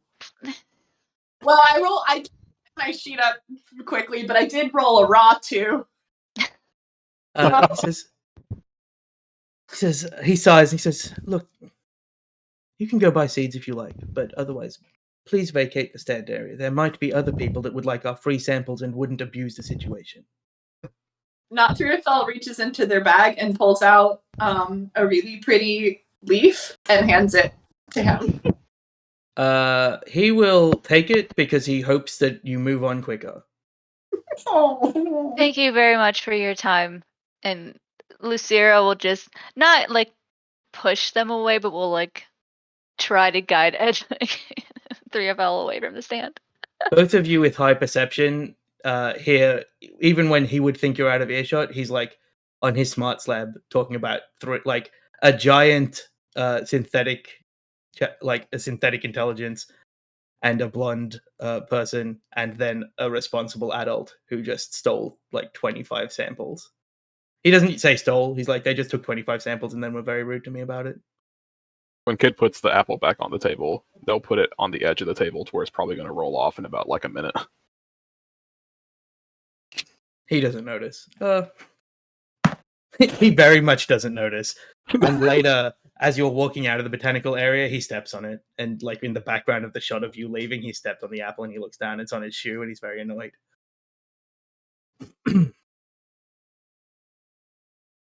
Do you have somewhere else you'd like to go to ruin that person's day?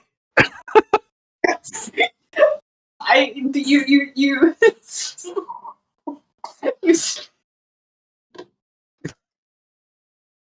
While this is Why don't we happening, cut then we're just away? walking. Kid will reach a hand into 3FL's bag and pull out another apple to try a different one. Oh, roll a d8.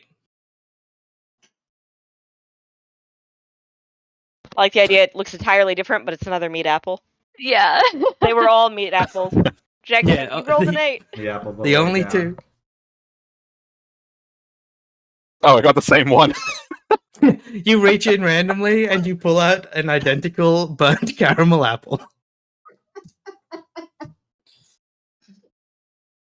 You're perceptive enough that you notice it's the orange one. If you want to go again, Okay, I'll put that one back. you're like, not this one. Put it back. What was meant to be just a quick hand into the bag is now turned into getting directly in front Rummaging. of through. Yeah, it was rummaging through the bag. I noticed it. Hey, do I notice this? I'm not Yeah, trying to you be notice stealthy. the kid picking an apple out of your bag. It's the white wine one. Yeah, Kid finds one that's different. Actually, looks a bit childishly excited. Bites into it. Immediate disgust. God. 3FL opens the bag wider so that, or not 3FL opens the bag wider so that Kid can actually look at what they're grabbing. Lucira hears Kidron's extra disgust and will just hold her hand out. Lucira's getting apple drunk. Yeah, it's just Kid will just hand it to you because that's disgusting. All right. Are you visiting any other places in this botanical area before we go buy an engine so you can get off this planet? Yes, you set up a very lovely sounding situation up in the back with glowing energy boxes with nothing in them. Yes. You approach the person.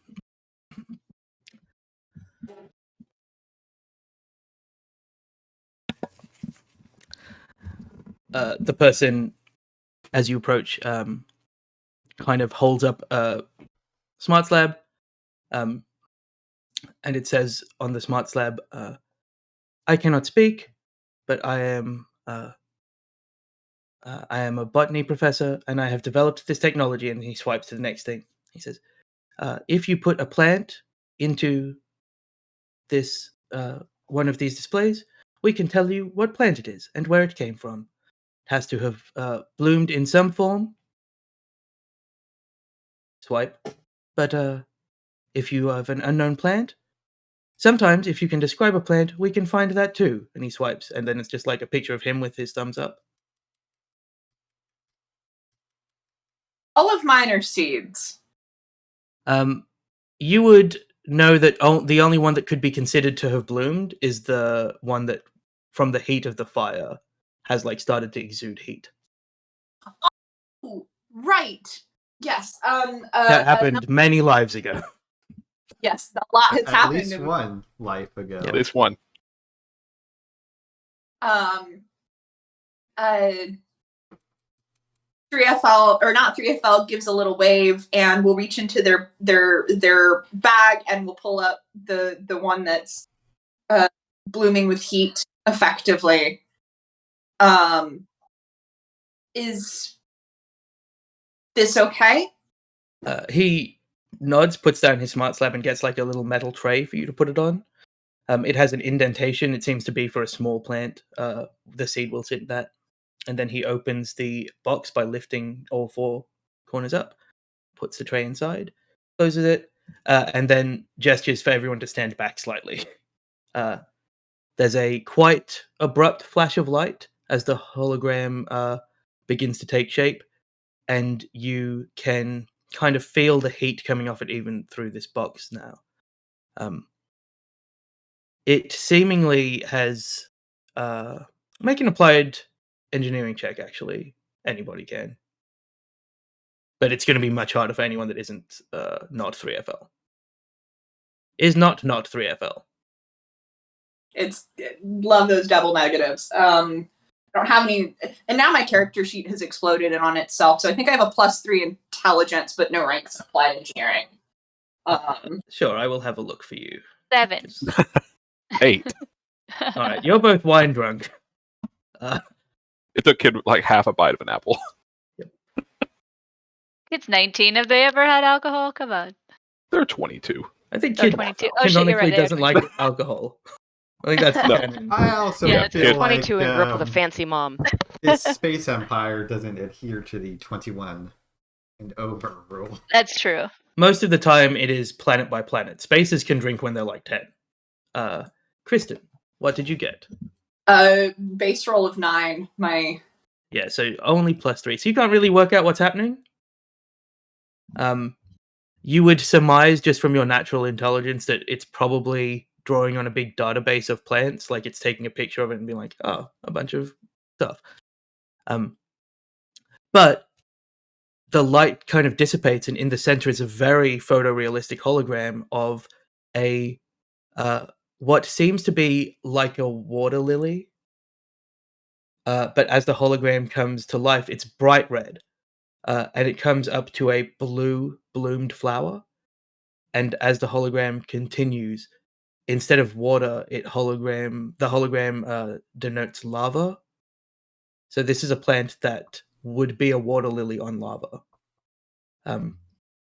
A kind of clicking sound of a printer begins, and it prints out this little, essentially, tag. And the professor goes to look at it, and he cross-checks it on something on his smart slab, and then shows it to you. And it says, as far as we know, semicolon, and then it says, sector, I have to check the sector map. Give me one moment before I accidentally send you to the wrong side of the galaxy, because I'm one number off. It says, sector 385, planet Argus 2.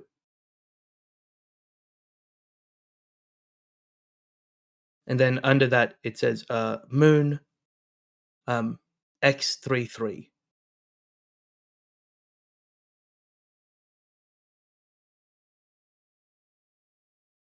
I couldn't hear that for some reason. I saw you speaking. It didn't light up in any way for me. Testing. Yes. Fine. Cool. Have you been here? He swipes, and he looks like he's swiping through canned responses to things, and then eventually you just see him type into his smart lab. He says, it says, I am just a professor who has designed this database. It draws on imperial knowledge of plants. I have not been to most places that this database can find. Are the individuals who have done the field research linked in the database? He types again. He says, we do not have access to anything other than the image part of it because it's an experimental procedure. We don't have the permits to break through the privacy to show who did that. Oh, they haven't developed that part of it, is more likely what he says. They're like testing the technology now. He can tell you where it is. You could go find studies about that planet yourself, but he doesn't have the connection part.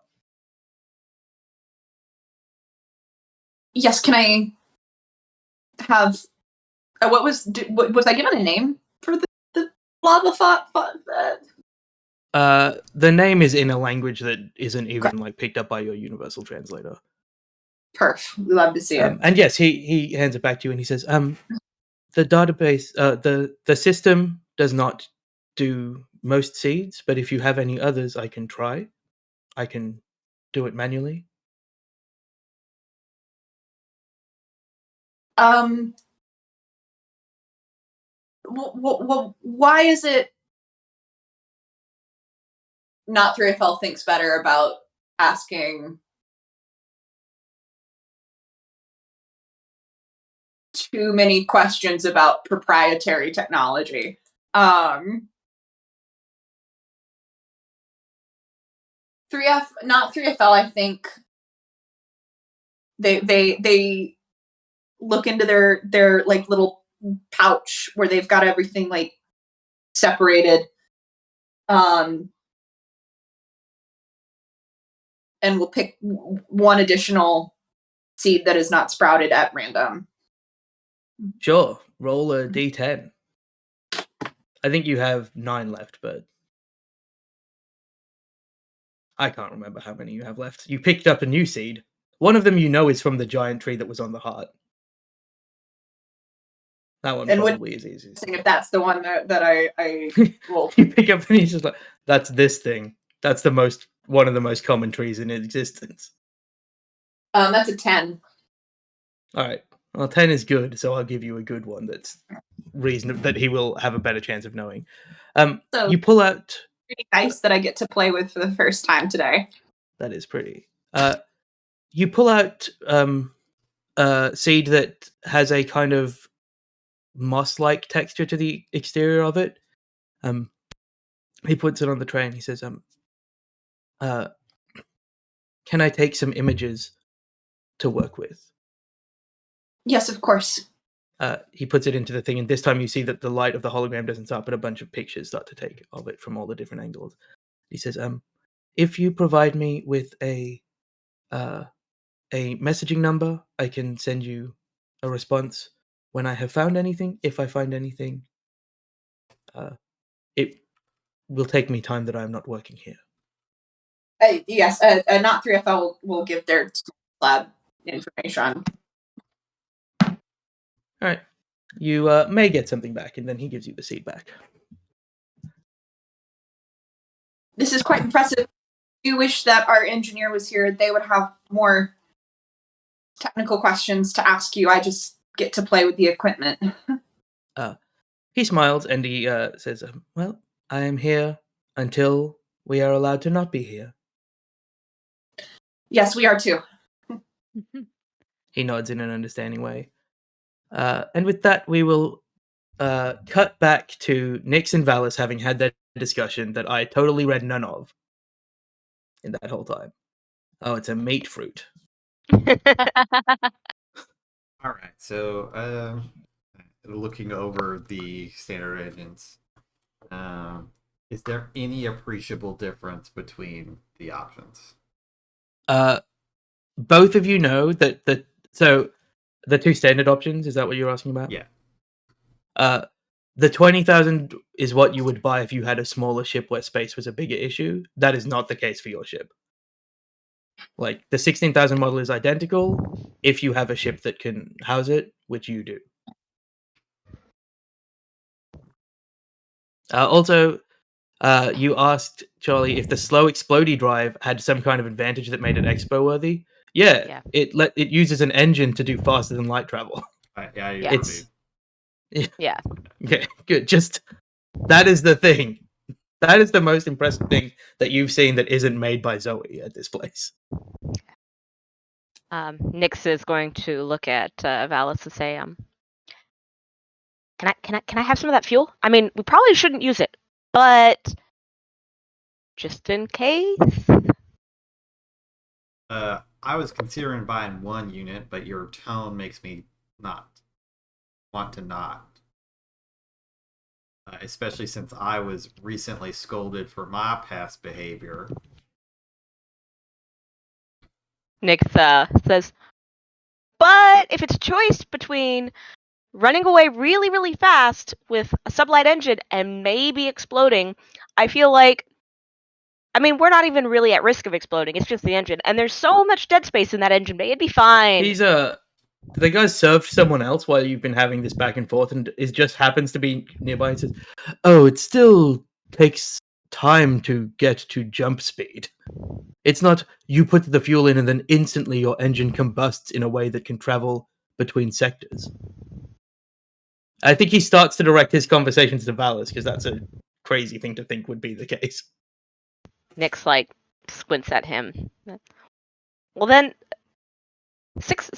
Well, sublight. And she's like wandering away, just like looking at the things. And she says, I'd be happy with the standard drive, Captain, like 16,000. And then once we get into core space, we could buy something else. Right. So, I'll go find the others and settle up. Well, actually, as he kind of like glanced around, it's going to. They're probably looking at something weird. And do you want to check out the ships? Nyx just immediately is at his side again. She goes from like staring down at one of the drives to just right up on his heels. Not entirely unlike when she was following Chips, but with much less caution about her. I'll look back at the guy and say, we'll be back if you want to wrap up one of the designation for the 16K engine and 1 unit of that fuel. He starts to write up the contract for the because it comes with the warranty. The contract for the engine. Warranty, nice. Yeah, I mean it's a standard engine. Like comes with the warranty. You see him pull like essentially a vial out that is this fuel. But he's carrying it with tongs that catch it on the sides and the top, and he deposits that into like a very, very stable box that he then closes as you're walking away. You're outside. There's a couple of ships that you would consider to be like the ship that Chips has, which is like a 2-person little shuttle that can have a very small fast and light engine. Smaller even than they sell here. You'd have to get it custom or would have to come with it. But towards the back, you see a small group of 4 to 5 fighters. 2 of them are the same.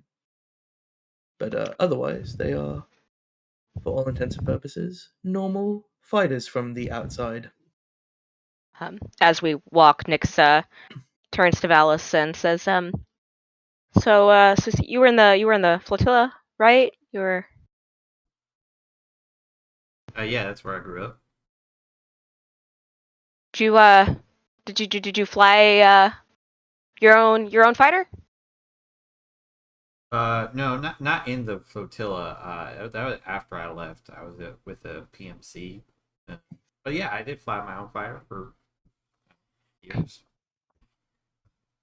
he's kind of like looking up at the fighters, maybe with a hint of nostalgia. From your immediate view of these, they look to be 4 pretty standard fighters.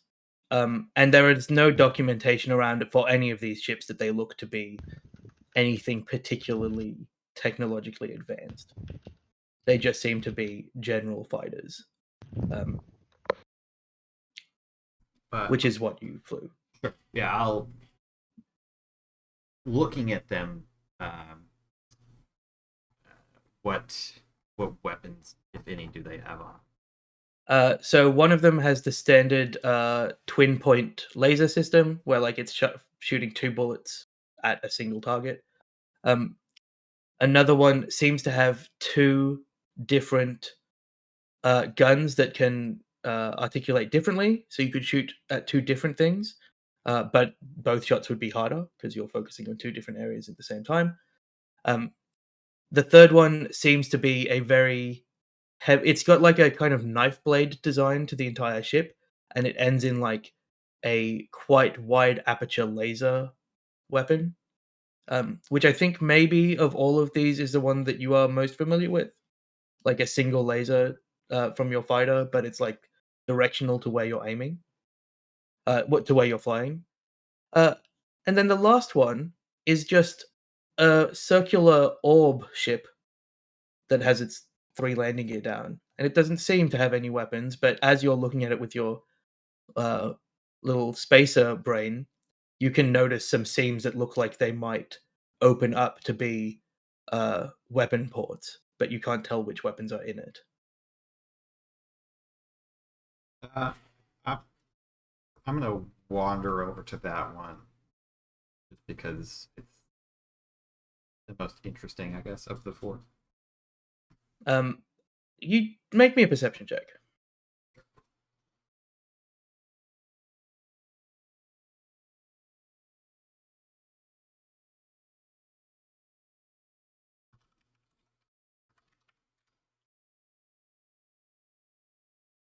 Wait.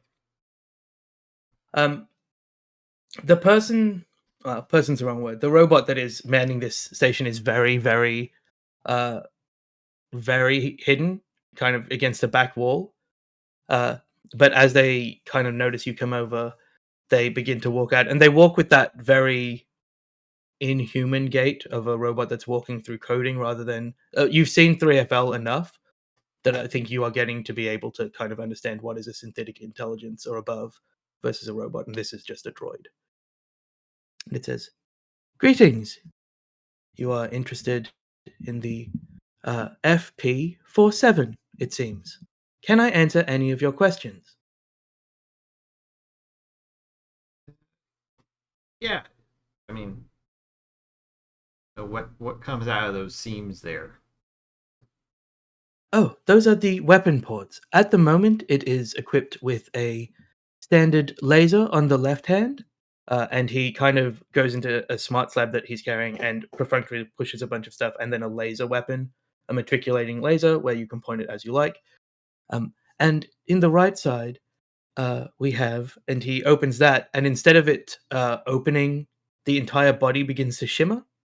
He says, "This is in case anything is attached to your ship, space creatures, people that are doing spacewalks to try and collect your ship, things like that.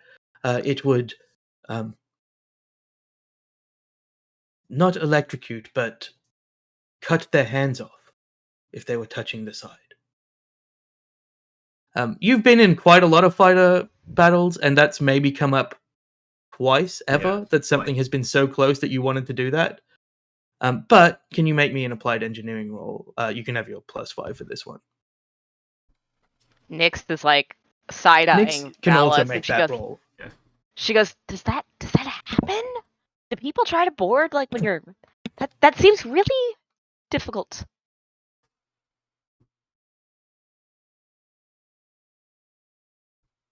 Did you want to roll as well, Nyx? Yeah, I'm rolling.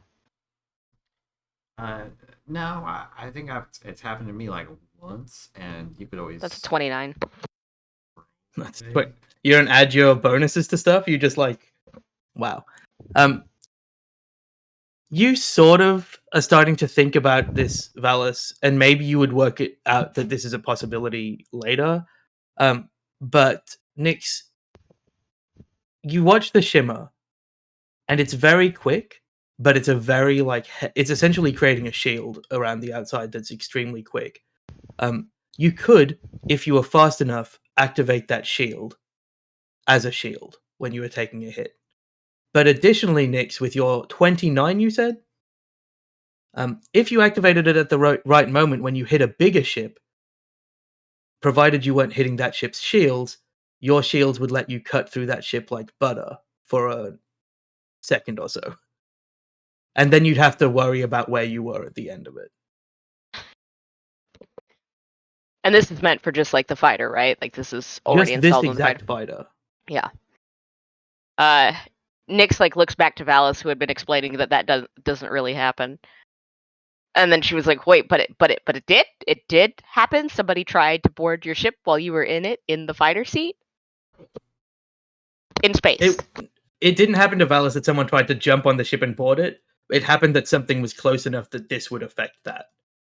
Like fighters Like essentially really jostling close. sometimes at Yeah. like perfect speed where it could happen, but most of the time they'll just like veer away. No, we were. It was when we were kind of going, and we crossed, sort of thing. So if I had turned it on, it would have sheared the wings off of that other engine and probably killed him.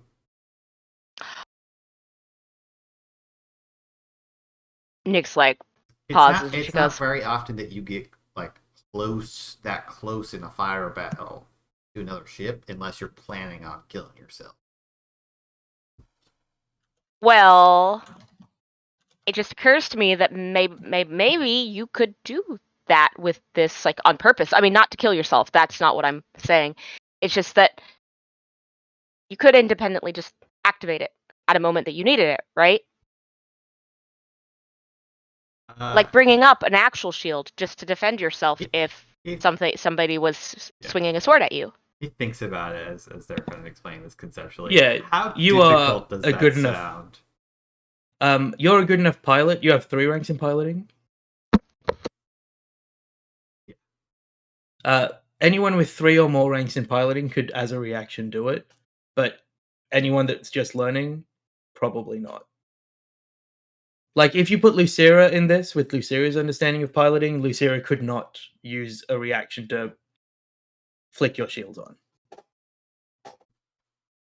Okay. He says, "Yeah, I mean, I probably could do it, but it'd be a tricky maneuver and it would be kind of dangerous. I mean, like,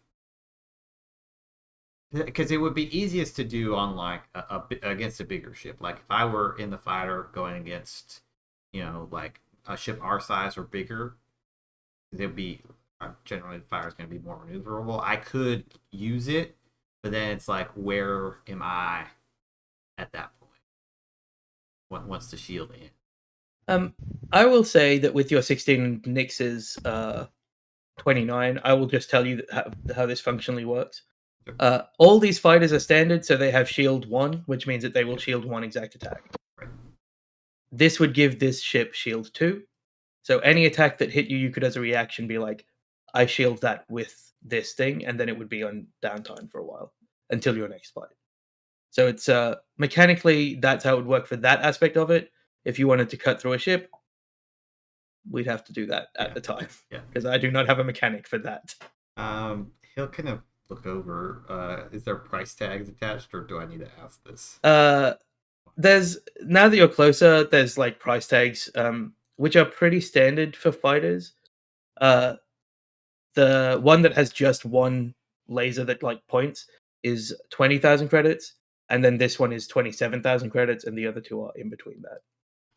They are roughly the price of a car in Australia for a low-end car.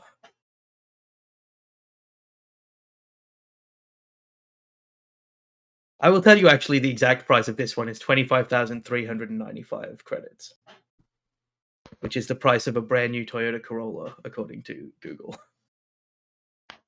If we got a fighter, Captain, would you teach me to pilot it? I mean, I can sort of. I'm really. I've always been on the ground, you know. Do you know how to fly at all? Nyx has 0 ranks in piloting, so Nyx has flown Chips' ship in that kind of way that you put a child in a seat and it's like, yeah, you're flying this, but autopilot's kind of on. Yeah. So Nyx has like flown in the middle of space, moving the ship, so kind of gets that aspect, but has never flown completely unassisted. Nyx tells Valus, you know, I've been in a simulator and I've flown with nothing to run into, but there were no fighter pilots or fighters when I was growing up that we had really access to. So, and also at the academy, like that was just not my focus. And the piloting squad over there was I didn't get along with them too well. They often brought back engines in pretty bad repair, and so I kind of had a reputation. Always playing volleyball. A lot of volleyball playing at the academy pilot school. Shirtless beach volleyball. Yeah, shirtless volleyball. It's like, yeah. So is that a yes or a no, Captain? Yeah, I teach you. I would go with the classic. He's gonna point at the kind of more the twin point laser system one, I think, which to me sounded like the most. That's the Star Wars one. Yes, typical. Yeah, so that's 21,000 credits and a handful of change. 21,295 credits. I mean, we could go with the orb, but it seems a little bit. I fear that in a real fight, you might just get tripped up by this shield thing. The standard is one that Nyx has probably had experience like doing repairs on before. Yes, some form of this fighter. Yeah, I know that one and that well enough. I can keep it up for you. Excuse me. What's your designation? My designation is VA4L.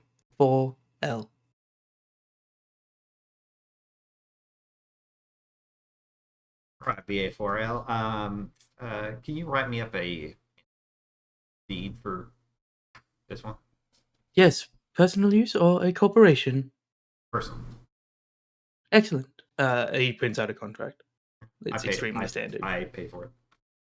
Great. You have a fighter, which it can have whatever designation you'd like to give it. And largely look like whatever you want it to look like. Sure. I'll maybe try to find it. All right. As you do that, we see a quick abstraction of you paying for the $16,000 engine. Both are being shipped by the same company to your warehouse. And we will, with that, go to break. We're going to take a 15-minute break, and then we'll be back, and we'll do a little bit more expo stuff, because I know there's some more things that people want to see, and then we'll head into the last hour, hopefully closer to where we need to be before we move to Charlie's game next week. Right. Everybody wave now. Do a wave. No, just...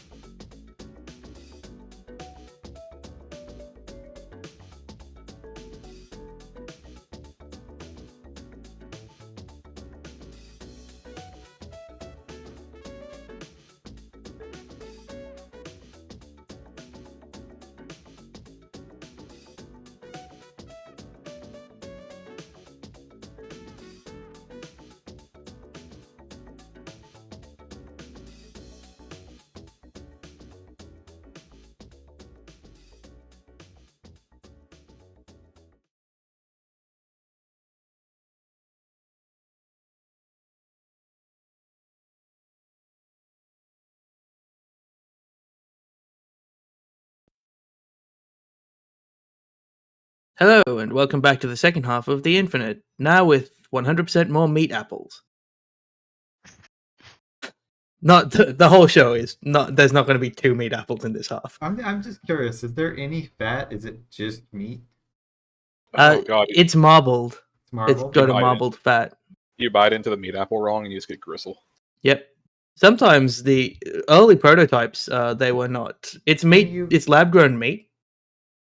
So Can't like, you cook it? Because it's like you said, it's like rare. yeah, you could theoretically try and cook it. It breaks down in a way that you don't expect. It becomes applesauce, meat applesauce. Anyway, Krista will be back with us shortly after a non-horrific food-related thing. But as Chris took a bite and Yeah. then just went. "Mm." Right. as we head back to the group, you're kind of filtering out of the expo, looking at a couple of the last places as you wanted to head out. Charlie, you're the only one that wants to go to instant calling, but I'm going to do that anyway because you are here. It's not necessary. All right, I had fine. the flashback today. Don't worry about it then. I don't wanna take from that. Go ahead. Fine. I'm trying to find ones that 3FL didn't want to be a part of. Oh, Lucira, you want to go to Sense the Future. Mhm. We see Lucira. Everybody else is kind of split off to kind of have one last wander through. We see you see a closed booth. The front half is open, and there are a lot of eye tests and a nurse who's like a younger, maybe a teen, doing some hearing tests. And as you walk up, she looks and goes, "I'll be with you in a moment." And kind of looks up and notices your eye and goes, "A quick moment, I think." No rush, it's fine. You can probably just go through, actually. Okay. I don't need to do a test to see that there's something a little bit odd about that. You head through to the back. It's a very typical doctor's station. There's a metal bed upon which there's a couple of cushions. You see the back of a figure. They have long red hair that's tied up in a ponytail that hits about their middle back, and they're wearing a lab coat. And as they turn around, their robotic face kind of opens up into a smile. And they say, "Hello, I look at your eye and say, I think I can tell why you're here." Yes, I would just like to get a secondary opinion just to make sure this will be healing on its own. Of course. Take a seat. And she like pulls out a stool to help you up onto the table. She says, "My name is EL13. You can call me Dr. Ellie." And she smiles a very calming smile as she pulls out a light and looks into your eye for a moment. She says, "Well, it's not unusual. Can you read that?" And she points at a sign and says, "Cover your good eye," and does a normal sight test with you, which you fail. She says, "Well, it's unusual for this to happen for no reason. Did you get something in your eye?" You could say that. Alright. I can see faint. Like there's a little bit of like light dark Mhm. that I can There's- see, and that's about it. There's a cloud on the surface of your eye that will ideally dissipate with time. I can give you some droplets that will help it if it's being stubborn. But if this is sometimes caused by being repeatedly put into the same type of atmosphere, if you have it can be an allergic reaction. But you know how this was caused, it seems. Yes, it was. There was a blast towards my eye. Yes. Make a deception check. I'm good at that. Well, look, unfortunately, doctors are quite good at understanding.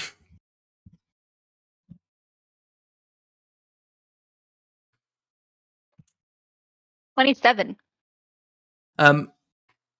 There's like an obvious look on her face that she doesn't necessarily believe you, but eventually that dissipates and she goes, okay, well, I'm sure that is a way that can happen as well. She reaches over to like a prescription pad and she fills in a prescription, stamps it. She's got a little stamp that verifies it, hands it to you, and says, the nurse outside is also a pharmacist who can dispense this for you, which will mean she'll just come in here and get it out of this cabinet. She gestures to a cabinet, but, since the future is actually about more serious ocular and oral problems, if you ever have someone that needs some kind of surgery, we have a quicker rehabilitation time. Make So an how- understanding check for me with wisdom. Still a +9. 30/20. This is a full AI that's talking to you. Like, you're not picking up any... They are talking to you as if they are a full person. Like, there's no syntheticness to this intelligence. Even Teresa sometimes hangs up on code and stuff. But this is a full AI, and she says, well, if that's everything, I can cut into your eye if you like. It's unnecessary. He makes a No, that's small joke. okay. I just wanted to make sure it was something that would actually heal. And I'll happily take those eye drops if that will means it heals faster. She nods and says, it won't necessarily heal faster, but if tomorrow you don't have slightly more vision, you should start seeing color. Use the eye drops then, because it will help if there's anything else still causing the irritation to your eye. All right. And the nurse will fill the thing for you by, as she predicted, walking back behind the curtain and then bringing you back some eye drops. Excellent. How much is that going to cost me? It's free. They're eye drops. They literally don't care. Like, we're here to do surgeries. Like, you have a weird eye thing. I'll give you some eye drops. Great. All right. Next. Who wants to go to Fido Life? I shall. What? Wait, weren't you banned from Fido Life? Yeah, but that hasn't happened on screen yet. Oh. Lucira is not with the group because she went to with her Sense the Future thing. All right. 3FL, you're at the head of the party as you head towards Fido Life, which is a closed store, has glass walls and droplets, and you can kind of sense that it's some kind of greenhouse down here. As you approach, there's a person here. As you approach a blonde-haired, green-skinned woman who has shoulder blades that kind of have... it's not shoulder blades, but they have an extra joint in their arm, and they're kind of holding a clipboard and writing on it. Looks up and goes, "Oh, hello."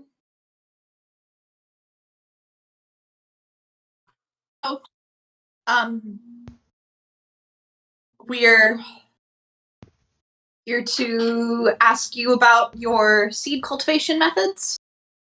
Ah, and you've already visited upstairs, I understand. Yes, it was a very lovely setup, and the person running the booth was very kind and helpful, and I appreciated him a lot. That was not what I heard. Unfortunately, we have to protect our staff, and it would be inappropriate for me to allow you access, given what you did upstairs. What did you do? Oh yeah, what Nyx did is you do here. upstairs? Alice, you're also here for this, because I like that as a concept. Yeah, what, can I go in? Like, I wasn't with them. I don't even know what this is about.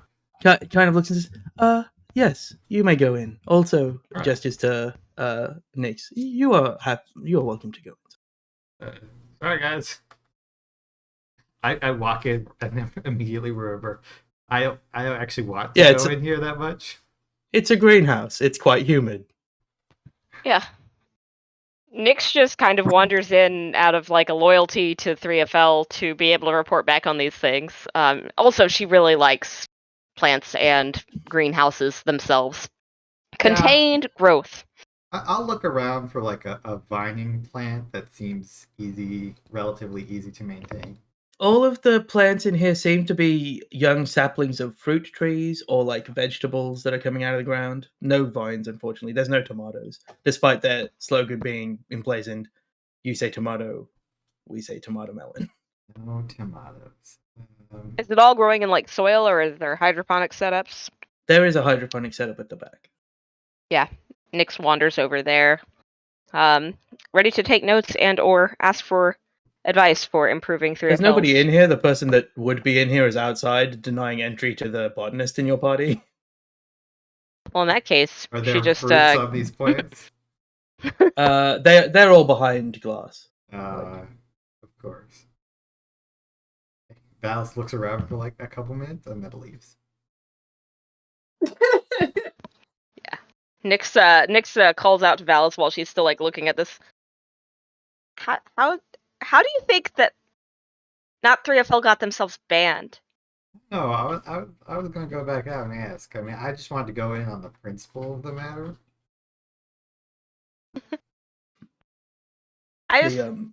Yeah, I guess we should go.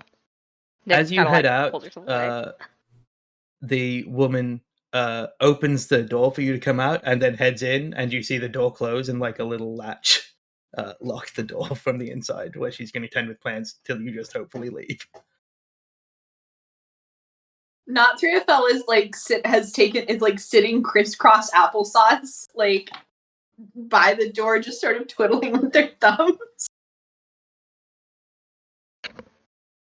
Nyx just stares, waiting for an explanation. Asked how many samples of their flowering fruits I could take, and the staff member working the stall did not give me any maximum, and I misinterpreted that as take as many as you want, as opposed to what I reasonably should have.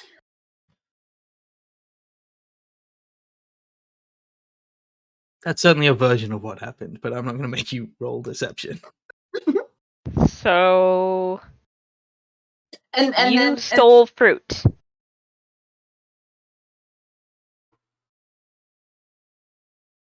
by certain perspectives, perhaps I don't see it that way. Maybe food isn't something that should be held at certain prices. So you stole fruit, and now it's a philosophy? That's really funny. I found my quote.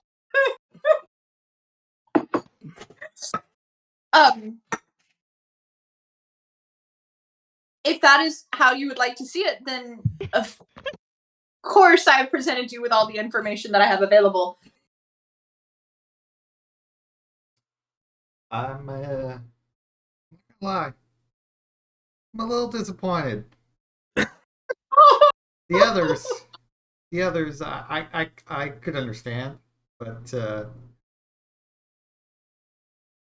I got excited and I thought it would be helpful to cultivate nutrient-rich and dense fruits while on our journeys, and maybe we could pass out the knowledge and the resulting fruits that, if we successfully grow, to others who might need it in the future.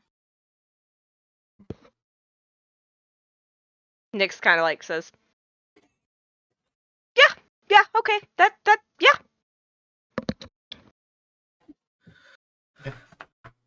So, the But- scene cuts. Oh, go ahead. Thanks. As they're leaving, she just she mutters to 3FL, to not 3FL. Maybe you shouldn't be the one trying to steal things, though. I just in the future, maybe you should ask somebody else to do it. Like Kid. I bet Kid's good at stealing things. Not 3FL like really schlumps because in their head they were not trying to steal anything. Yeah, you didn't steal anything. You just neglected to tell the part of the story where someone did take more than they were willing to give you. The camera cuts to all 5 of you back now because Lucira, your eye exam was very quick. And you're standing outside Better Domesticated, which smells a little bit like animals, and the occasional sounds of animals are like echoing out. As you approach the booth, there's like a little buzzer to push. There's no obvious doorway. One of you pushes the buzzer, and a man appears. Let me check that because this person does have a thing. A person appears. They are immediately familiar in that they are of the same race as Nyx. They kind of eyes widen a little bit at Nyx and say, "Well, hello. I'm Quilles. Would you like to come in?" Selenixata.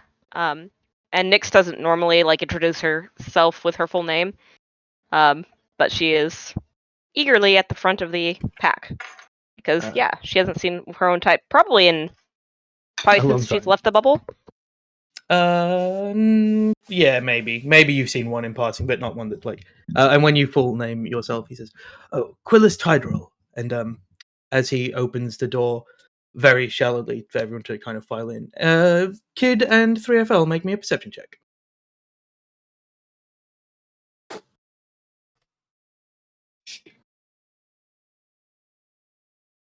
That is my second reliable, so 11 plus 9, dirty 20. Sure. 23. Both of you notice in against the black of the this wall, Better Domesticated is painted in quite a vibrant gray, as much as you can vibrant gray against black. But there is a very small like void art thing. You head inside. Quilles leads you in. Inside, there's a desk with some papers on it and stuff. It's not a desk; it's more a table in the middle. There's a cat, just an earth cat, wandering around. Then a creature that looks quite like a dog, but it has porcupine quills. And then another dog-like animal that is in like a little paddle pool almost, and it's like swimming under the water, and then it will come up and like run around and sprinkle water on the porcupine dog. He says, "Well, what can I do for you? You want to learn about Better Domesticated?" Yes, but perhaps maybe more so about the animals in the booth itself. So I guess that's less about the company. Oh, well, this one's Phallus. I regretted that immediately. His name is I'm gonna change that name. Phallus. What? 'Cause both of Phallus. them are bad. Phallix. Phallus. Falix. He points at the cat, who comes over and is like nuzzling his leg. And this one's Spike. He points at the porcupine dog. And this one over here is Toltoy. And he like does a little trick, like signal, and the swimming dog, kind of like arcs out of the water and then lands back in the water and is swimming. And he says, "Well, these are my pets, but they are also an example of what we at Better Domesticated try to achieve."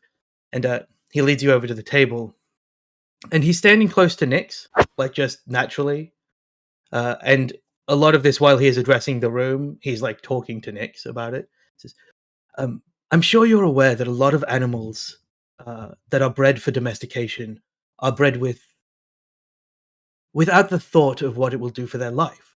We at Better Domesticated want to breed that out of animals. We want to make sure that the domestic pets, or companions we would prefer to call them, are bred in such a way that they can live as healthy and as long a life as they would have in the wild, while still being afforded the life of luxury that a domesticated animal, cats, for example," and he points at this one,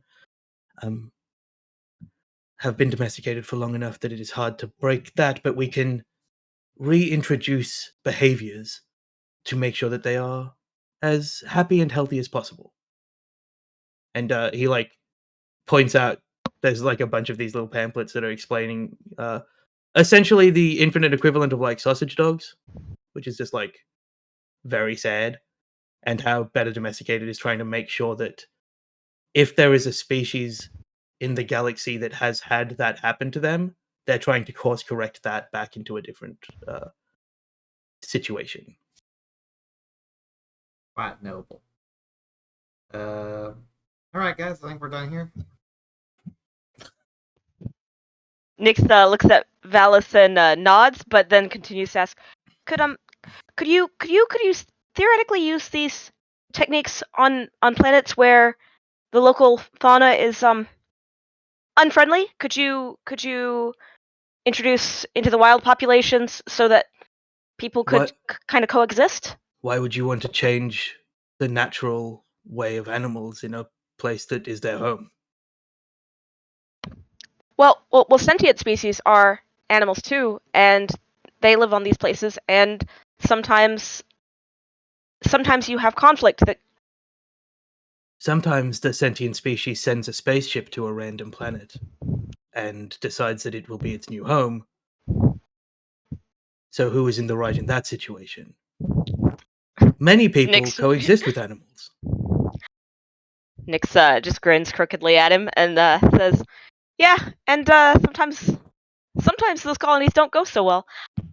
It's more theoretical. I'm more... And then she points at 3FL, or not 3FL, and says, I'm not much on the genetic engineering things. I'm just curious how it works. You could theoretically affect behavior of a pack by introducing new behavior through an existing member of that species that had some genetic alteration, but it is not within the purview of what we would do, because I think it's morally corrupt. Also, we do accept donations. And he there's a thing where you can donate, because that's really why they're here. Thank you for your time, sir. Of course. Look at Nyx.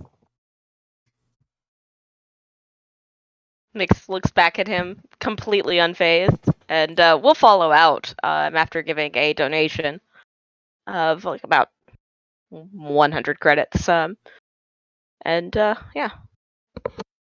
He will thank you for the donation. I thought for sure we were gonna walk out of there with a pet. Hey, have not. Yeah, only 2 people have left. The They're two morally corrupt people. Kids trying to steal an apple from this guy. Valis is not leaving. Lucira is still there. Lucira is 50% wine mom right now. That's fine. She is not. Yeah. She will the other do three a. haven't left, Valis is still there. He's not leaving. You're standing near the door, ready to go. Yeah. She will also put in a 100 credit donation. He thanks you as well. Not And we'll through answer any other questions that anyone has. This Not through family. yourself. Okay. Sorry, you go ahead. I was going to say, Not Through is once again seated on the floor, trying to make themselves as small as possible, and is when there's an unfamiliar animal in your sphere and you want to gently coax it to you, you sort of sit still and you hold out a hand so it can get the scent of you. That is the approach that 3FL is taking right now. To which animal? The cat. The cat pads over to you, kind of from between Quillis's legs, and the cat gives your hand a little sniff, the outstretched hand, sniffs it again, kind of eyes widen a little bit, and then it sniffs your hand a third time, and then it just pushes its head into your hand. Not Through Fell will allow sort of the cat to lead the direction of how petting is going, but a little scratch at the top of the head. How did you find your way to this line of work in particular? I was originally essentially a veterinarian, and I would get called to all manner of people's affluent houses and apartments and meet their pets that had their teeth bred out of them, their claws bred out of them, their tails shortened, their faces shortened, their lungs condensed as they were made smaller and smaller, and eventually, while I was doing good work, I felt like I could do more by hopefully starting an understanding of why this is bad. Things are allowed to exist outside of the context of their application to other things. He nods and says, I cannot fathom a world in which we, or any sentient creature, is allowed to impose its will onto any other for no reason beyond vanity.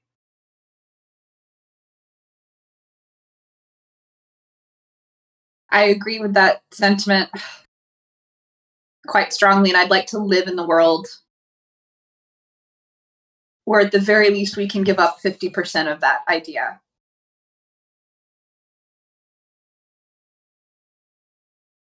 He thinks about it and says, well, that would be better than the situation now. So I suppose I would also like to live in that world for a time. Do you think it's achievable? I think everything is theoretically achievable, but I don't think it is an easy thing to achieve, and I don't think it will happen within my lifetime, but maybe thousands upon thousands of years from now, when a new empire has risen, what Better Domesticated started will have permeated throughout the galaxy and the peoples, and we will be close to that 50%, although ideally 100%. I believe we're much closer to that future than thousands upon thousands of years out. He smiles. And Go ahead. I was going to say, and perhaps part of that effort is continuing to go to these expos and talking to people and trying to shared understanding. And ideally not being trapped by a pirate blockade for months. Yes, that would help. But yes, I will continue to go to these expos. We have a small team, and some of my compatriots are at other points in the galaxy right now. And it grows, more people will join us over time. If you would like to take some, you could speak to people of the mission of Better Domesticated. Yes, I would like that. He smiles and he reaches under the desk and pulls out a packet that's maybe 100 pages of stuff. It's like the cliff notes of what they're trying to do, and it's got a little thing. He says, "There's a speech to rehearse if you like, but as long as your heart is in the right place, then feel free to approach any conversation as you like. I would not impose my will on you more than I would on anything else." With that statement, Not 3FL will glance over at Valis hovering by the door, and will hunch back up and will also approach the door, barring anybody else wanting to continue conversation here. Yeah, what's Kid doing during that time? The only thing I was going to say that Kid was doing, that they would have thought about but not done, as I saw 3FL crouching, to interact with the cat. Kid was just going to pluck off a straight string off their jacket. Was just going to kind of dangle it in front of the cat. The cat is watching your jacket, which is a bit more stuff, but is happy to nuzzle up against 3FL while 3FL is talking. And as you leave, Krilla says, "Oh, I didn't catch your name." I don't have one. That's all right. If you are here for longer, as we all are, and you wish to come and spend some time here, we can continue talking. I would enjoy that quite a lot. He smiles, and as he smiles, the Toltoy, the water dog, comes up and just jumps at him, and he grabs him, and he just gets sprayed with water. He's like, well, I think somebody would like some attention and perhaps to go outside for a bit. They've been cooped up for a while. And you head out. The last thing I think Kid does. Who wants to go to the powers in you that Kid does, but Nyx definitely doesn't? Yeah, Nyx will like be following along, and then as soon as she sees that we're heading towards a medical booth, we'll just like detour off in the most obvious way. At the same time that you hear the sound of like a surgical cutting tool coming from the space. Yeah, Nyx not only like starts to detour off, but it's a power walk, and she just like darts into the nearest like somewhat looking closed booth, not even looking to see what it is. Great, you go into the gallery. You just looking at some art. For anybody else, it sells cybernetics. You can get cybernetics installed. Basically, there are some niche cybernetics. If you think of something, message me and we'll do it in between. But if you spend 20,000 credits, you can get +2 to any stat. Not 3FL. Because that's a different type of thing. 3FL just like 20,000 credits, more decks, baby. But you can decide to do that at another period as well, because you can come back. That's fine. Kid, do you want to do something right now? I'm not sure a +1 is it half the cost? They don't sell a That's not an +1. option. They might. If you want to talk to them off screen, they might. I don't have a price for it off the top of my head. Kid will go up because they did have something in mind, but Sure. they knew it was also very niche, so they didn't know. The figure in front of you has a bald head that seems to be tattooed, as if with kind of like slicked back hair tattoo. Their eyes have been replaced by black orbs that are sunken into their head. They have down the side of their cheeks, like where the line of their jaw is. They have dermal piercings that just like jut out there. One of their arms is completely metal, and the other one, like the hand, has been replaced with a bunch of different. Hasn't been replaced, but it's got a bunch of different cords that like link through it and stuff. Mhm. They're wearing a Hawaiian shirt. Yeah, Kid will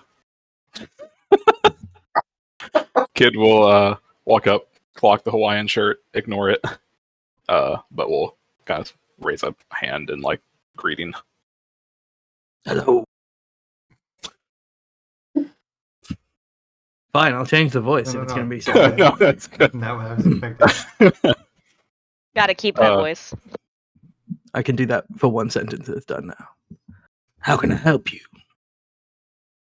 I was wondering if there'd be a possibility of augmenting one of my cybernetic, and Kid will point towards like the metal framing around their eyes. Mm-hmm. You want to augment an existing cybernetic? Correct. That or get something that would interface better with it. What does it do now? Kid will deploy Dart off their shoulder, and then as soon as that happens, the hologram like screen pops up over the eyes with a bit of like detail, just kind of like bouncing off. Do you want? How do you want that to be improved? More so that I would like it to. I had an idea for something that I would like to interface with it, because it does also have a bit of an internal audio application. Mm-hmm. would it be something added to it, or would it be more of a minor augmentation to maybe like the hands or something to have some type of physical conversion to audio feedback to the audio part? Just so I understand, you want your drone that currently can send you visual to also be able to send you audio? Correct. Have to look at the drone to make sure it can do that. But I could. It would be an in-ear cybernetic. But it's pretty simple and very cheap. That's fine. Is there a price range? Well, if it's just a standard in-ear implant, it's. He kind of looks around. He pulls out like a box that just seems to be a bunch of them. They're like floating in sterilized, you assume sterilized liquid. 400 credits for the implant and 100 credits for my time looking at your drone. Why don't we all just get these implants? Why are we gonna get the little head pieces? Because he doesn't Right, have it's- the connector part that lets you talk to each other. This is like interface with the pre-existing software, and it will connect to the eye. So the eye will power it. Another question that I had, it also could interface with this now. So we're talking about audio receptor. I was wondering if there was a way to maybe get an augment on my hands that would, like, for say, allow me to like type on the screens that are pop up and appear. That's interesting. And he like cracks his knuckles, and as he cracks his knuckles, one of the tubes on the knuckle that he cracks begins to fill with fluid.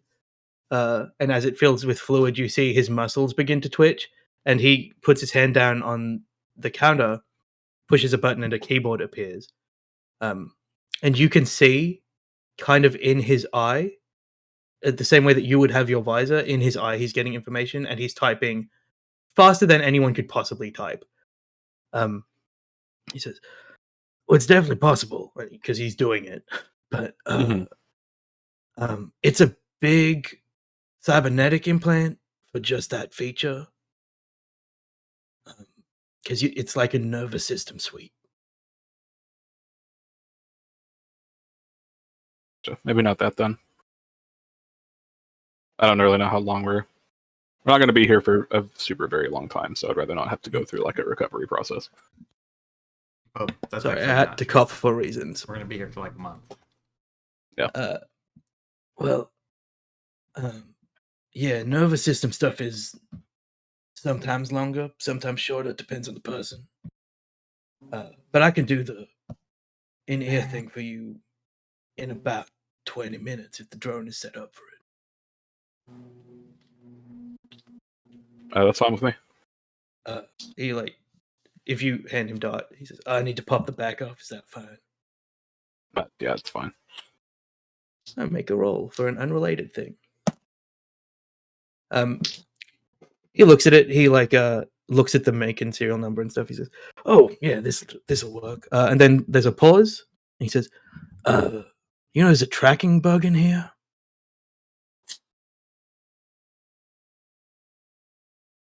That's weird.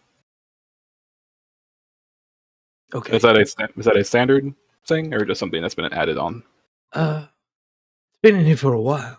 And he like blows a little bit of dust out of Dot and says, "It might have come standard. I don't think it does. This is an old model.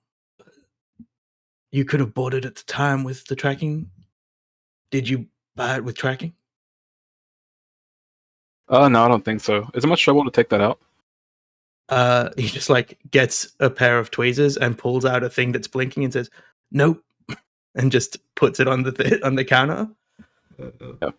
Gidrin will kind of like move it closer to them, and will take their thumb and put it on the blinking part and literally just crush it against the table. Yeah, that's easy. That happens. Says, "All right, well, if you want to come back here, I'll install that ear implant for you." Kit will turn back to whoever is still around. It'll be like 20 minutes. I think Lucira followed Nyx into the gallery.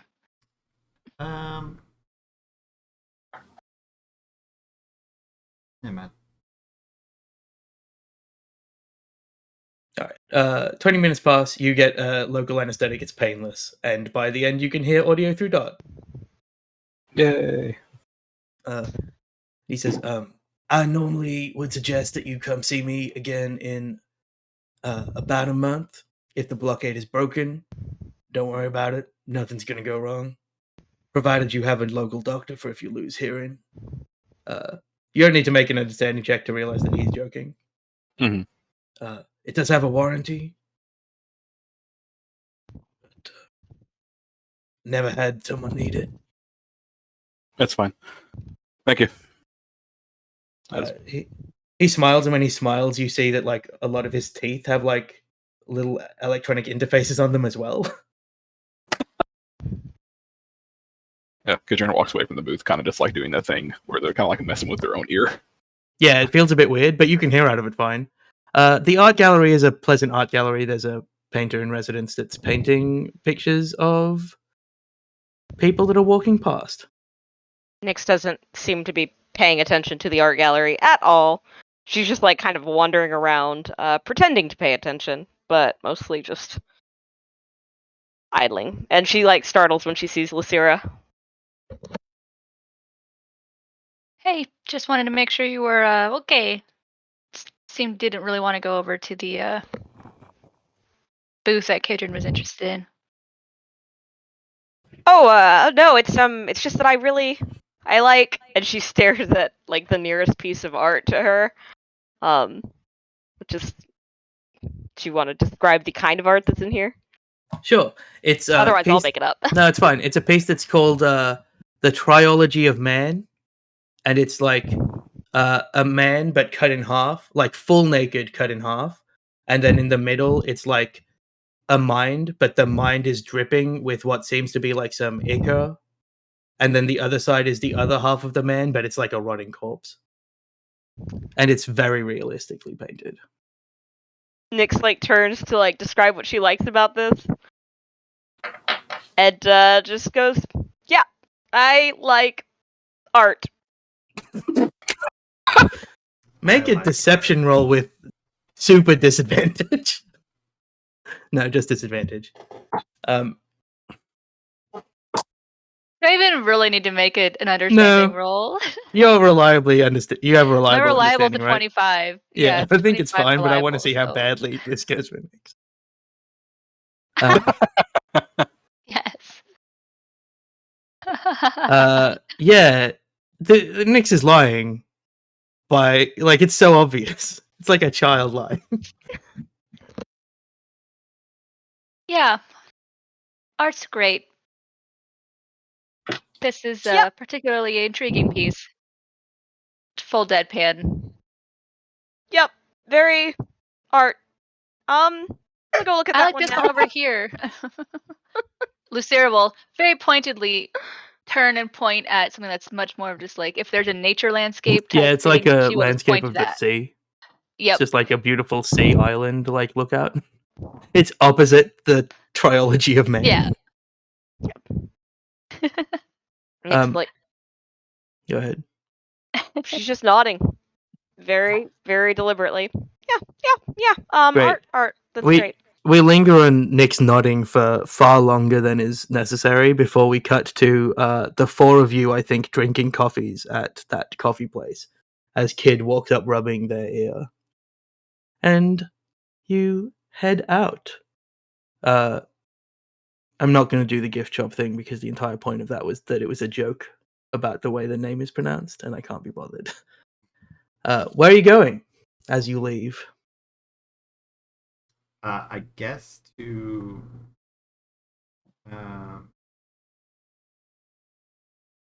Well, I Do you guess. have not- How are they giving us the engine? They're going to deliver that to us?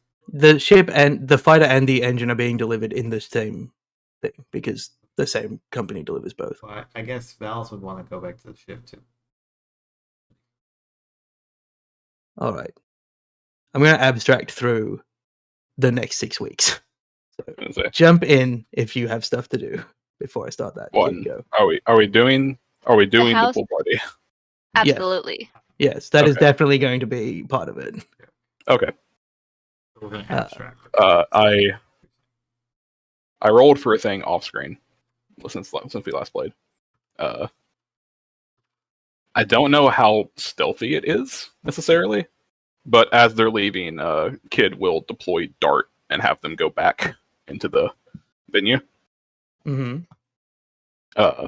And it will go back over to the weapons booth.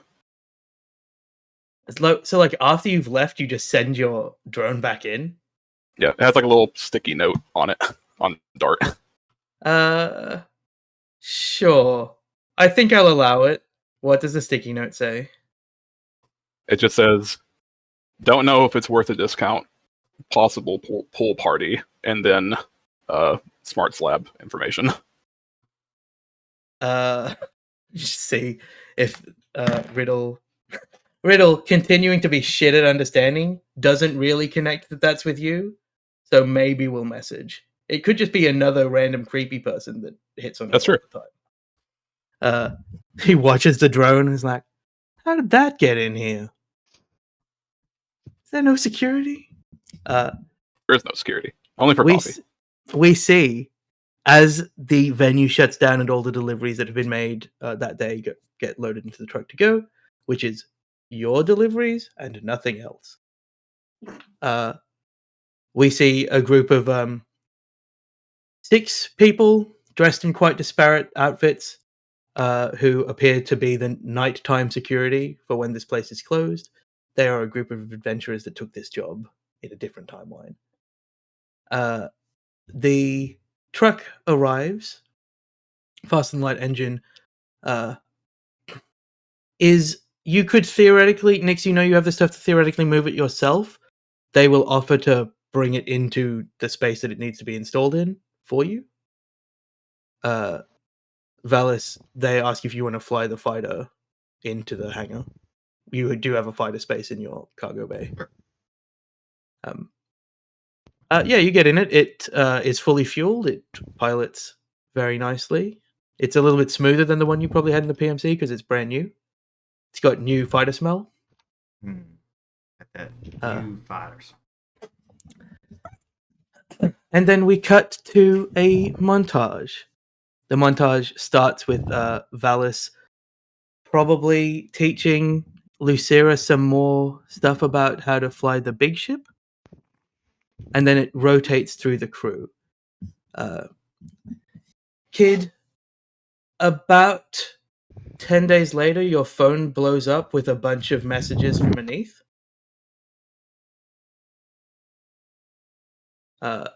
You can respond to them as you like. My assumption is you are going to delete them. Is there like a top skim? I don't know what that means. So, Like, is there like the top one, like the most recent Yeah. one, like what is the vibe of these messages? it's like, basically? "Kid, I'm worried, answer me." But they're all like, "Kid, I'm worried. Like, what's happening? Kid, are you okay?" And you had not got these messages before. Yeah. So we see that thing, and we might leave what actually happens for another time. But we see that message, and then a bunch of the same messages over the course of, like, the lighting is changing slightly to denote different times of day and different places. 3FL. We see you. Zoe moves into the ship pretty quickly because she's just not selling these things. So, like, she's just showing up for something to do. Do you have a quick pitch for what you'd like your new body to look like? In character or out of character? We can do both. Out of character is fine, and we just get the the silent image of you walking her through it. So I think the first thing that Not 3FL does want to request is something smaller that takes up a reasonable amount of space, where they don't have to duck their head to enter into buildings. and very specifically is requesting sensitive, highly mobile, highly responsive fingers and hands. Okay. So like 6 foot tall, 5 foot tall.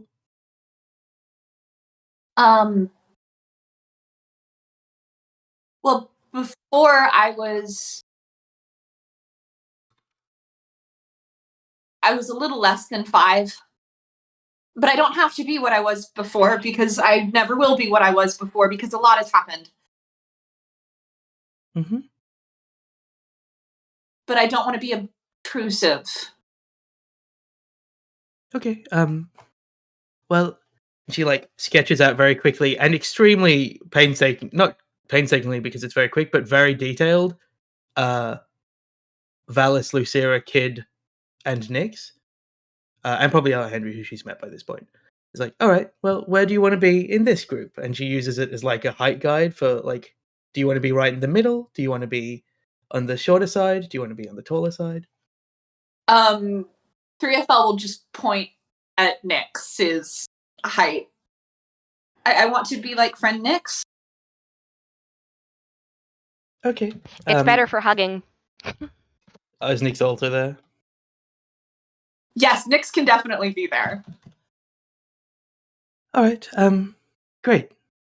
Okay, give me a moment. And she like, she's sitting cross-legged on the floor, her skirt like draped around her legs like she was before, and she's sketching with she's using a pen now, but some of this was done in charcoal.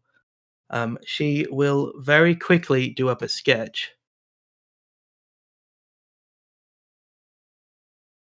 I have to wait for die switch. Yeah, you get back a sketch. So she sketched like a full, very standard looking kind of body. It has the not the perfect curves, but the very like primal curves that she tends to use, where like musculature shows on these chassis a lot. But next to it, it has these incredibly intricately drawn hands. Like she's really focused on the fact that you wanted dexterous hands, and she's like drawn these perfect hands essentially, and they are so detailed, and they have like the wrinkles of a hand. They have all of this other stuff that like it looks like somebody painting a human hand. But in her, she's gonna do this in beige and blue. Like that's just her medium of like material.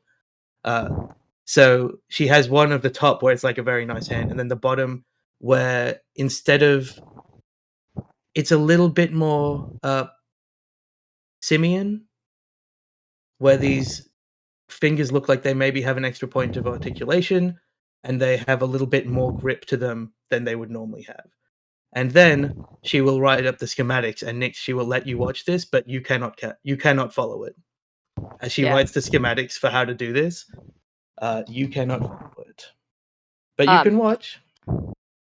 It was very specific to ask about how many joints the fingers had, so it's perfect. That's a 39 with reliable. So she like, it's got one extra knuckle, basically, except for the thumbs, which are still normal thumbs, but a little bit longer. As this is going on, Nyx does her best to follow, and at one point she like pops up and disappears briefly to collect a bag that she kind of lugs into the room. It's not that heavy, but she is going to settle it kind of like outside of the range of the skirts and upend the bag, showing an almost like space mithril looking material, and say, this I found this a while ago. I've done some tests on it. Here's my documentation of what I've determined. If you'd like, you could use it in the chassis. She looks at it mid-design, like her hand keeps writing this out, and she can have advantage, I think, because I would like to see her over the course of time how well she does for this. Still 39. She's writing this schematic as she looks at it and looks at you, and then like holds out her hand for your data, looks at it really quickly, and in a way that is in no way intended to be rude, but is very curt, is like, no, won't work. It doesn't work with the way I put together the metal. Nyx just kind of like And she hands it back. nods a little stiffly and pulls the metal back, kind of tucking it away. Say, yeah, of course, there's probably a different project that I ought to be using it for. Certainly. And she kind of like edges back to be closer to 3FL than she was staring over Zoe's shoulder earlier. All right. So go ahead. I trying to be out of earshot, or not earshot, but in a low whisper, so as not to interrupt Zoe's work. What would you have tried to use that for? Nyx. Nyx just kind of like shrugs very awkwardly and well, I just I didn't have specific plans for it, actually.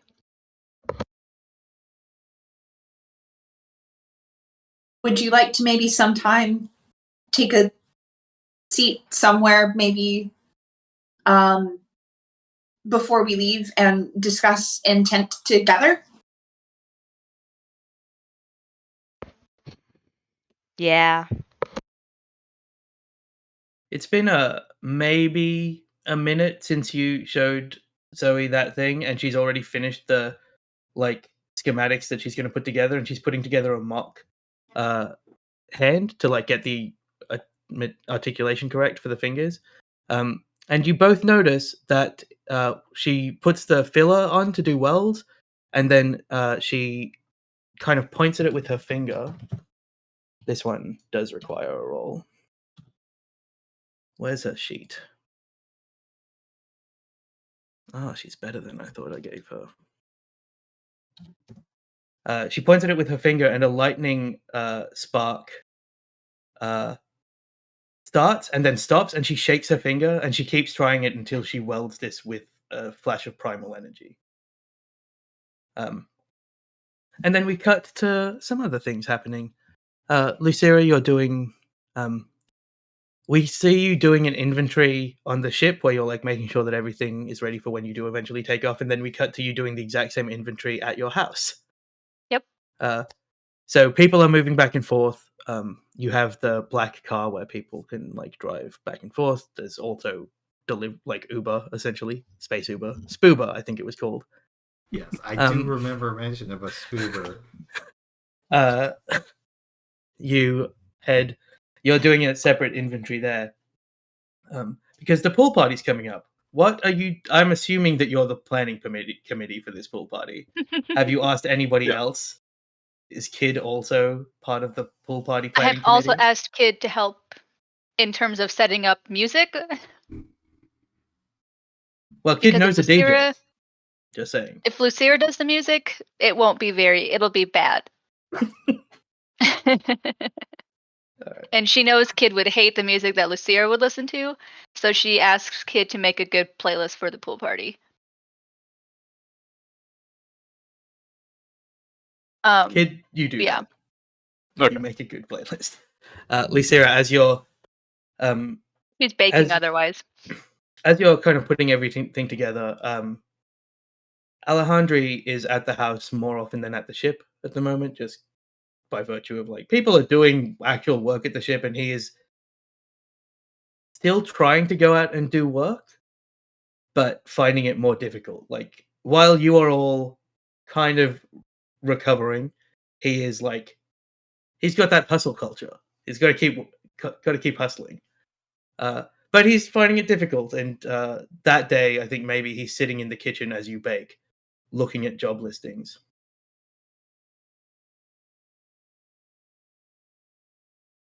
Oh, he comes in and sits down and is looking at job listings. It hasn't been a while. Found anything good there, Alejandri? You don't get a response.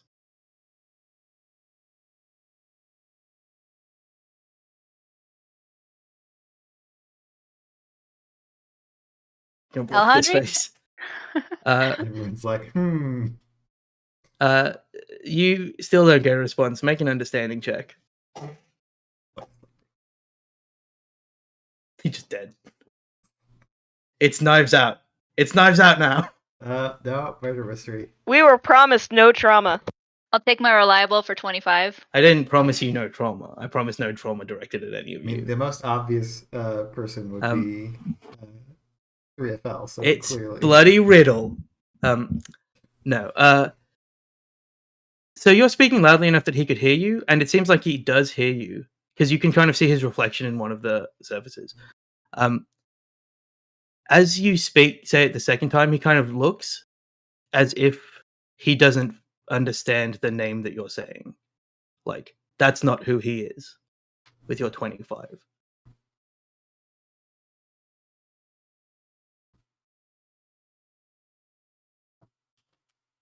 Are you okay? Let's see if he notices you in this reflection. No, he's garbage at perception. That's a true thing. He kind of shakes his head and says,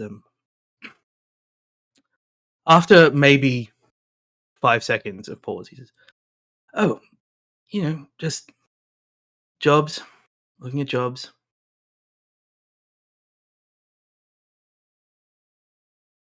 All right. Are you okay? Well, my eye is taking a while to get better, but starting to see some stuff again, I guess. He nods, and as he nods, like the reflection, you can see that that's just Alejandri now. Like you're understanding, you're like, oh, he's just talking to me. That's Alejandri, and he kind of turns and he smiles. It's very slow. It takes a long time for it to come across his face now. He says, "Did I tell you that somebody asked if I could do like a baptism for their child? No. I did it. It was not right. They did not like it. Oh no. Uh, Do you still get paid? I asked for half up front, so I got paid some. Okay. What do you think of this?" And he holds up his slab. He's got gloves now that let him like touch the slab. He holds up the slab, and it's like, "Do you want to work as a grave digger?" But it's clearly, "Do you want a grave rob?" But you are the one that's digging up the bodies. One. I'm not sure if that's a good choice. He nods, and as he's looking at you and looks at the smart slab, you see that like a fuzziness come to his eyes, which his eyes are just crystal. Like you can't really see eyes, but you can see that Alejandriness go. He says, "Oh, I have a headache. You can make an understanding check," as he stands up and begins to leave.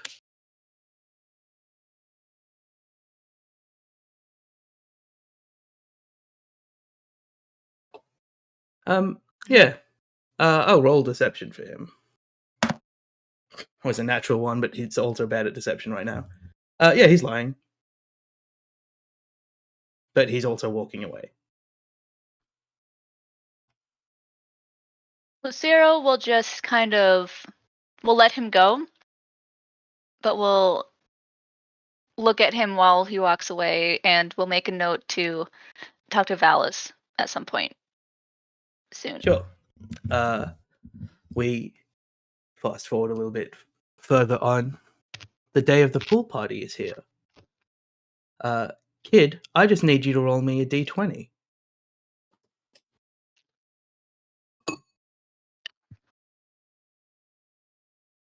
Yep. Woo.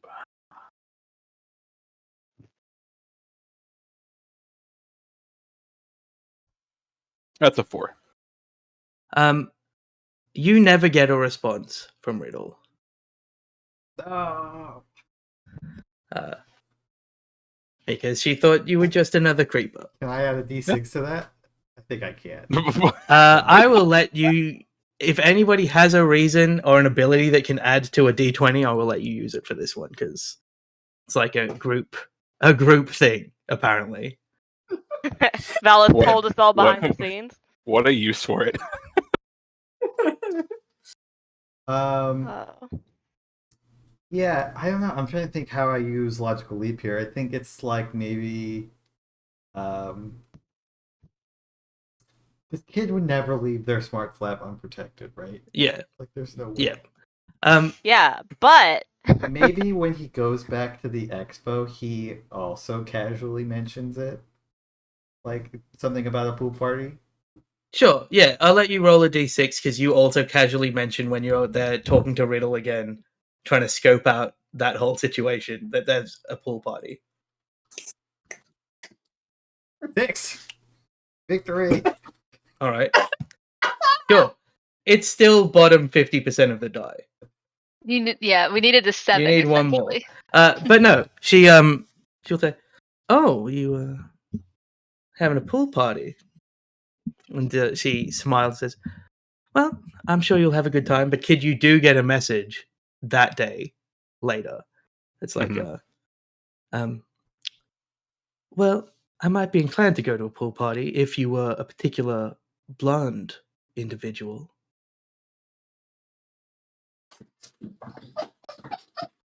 And then kid's just like, "No, shut it down." Run away. Run away.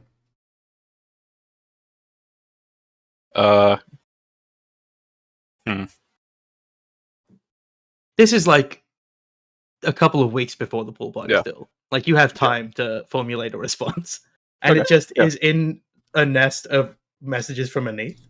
Where it's just like, Yeah, there's "Kid, a are point you where okay?" like, yeah, where kids just like, "Fucking shut up, shut the fuck up." Like, trying to get back to the right one. You do somewhere in there get a message from Linux updating you on all of the shenanigans with the Red Riders, which you can respond to at your leisure. So, when it comes to the day of the pool party, have you responded to Riddle? That's the only question. Probably at some point it was one of those things of like, if there had been like a screen focus on the thing on like hers, it would just be like the dot dot dot dot goes away, dot dot dot dot goes away, dot dot dot dot, and then just yep.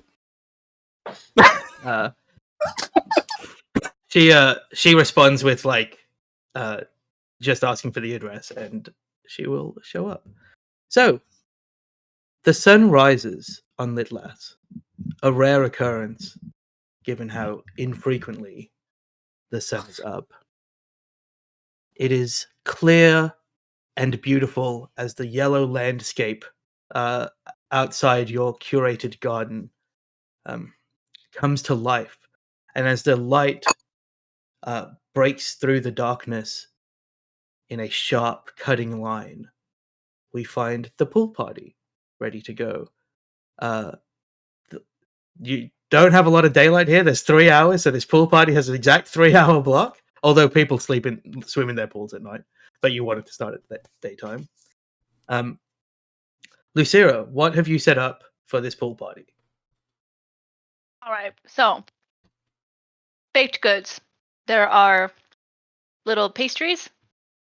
There's also she bought some fruit at the market and has made those alcohol infused like grapes that are cold. There's also standard fare of like chips and queso or salsa. Sure, green chips. I get it. Yep. Green chips. Spider queso. I think I can Spider queso. go to the chips. store and get green chips right now. Yeah, but they're not made of the popcorn husk. That's all. Yeah, And so a variety of drinks are on the table as that's well. all set up. What does Lucira look like for this pool party? Her hair is in its usual half up, half down situation. Not owning a swimsuit, she's just in like a tank top style with like the shorts, like onesie type thing. Mm-hmm. Yep, 1920 style. I guess Yep. makes sense. That's Imperial issue. Like Obviously. that comes with being in the Empire. Yep. Alejandro is there. Blue. Alejandro is there. The Alejandro thing probably happened only a couple of days ago, and he is theoretically sleeping, but he has also been sleeping in this lounge chair for like the last hour while you were getting set up, and that could just mean he doesn't want to help. Like, we see Valis next, coming out as the sun rises, the sun hitting Valis. How is Valis dressed for this pool party? He is wearing a like a loose-fitting striped button down. It's tucked into a pair of shorts that kind of like hangs a little bit. He's just kind of like walking around with a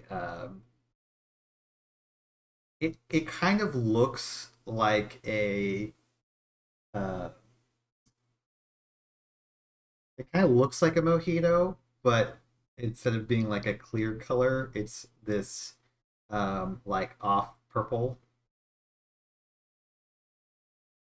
And he's got sunglasses and a very wide brimmed hat. All right. This pool is an Olympic-sized swimming pool, just so everyone knows. So it's huge. 100 meters. Nyx,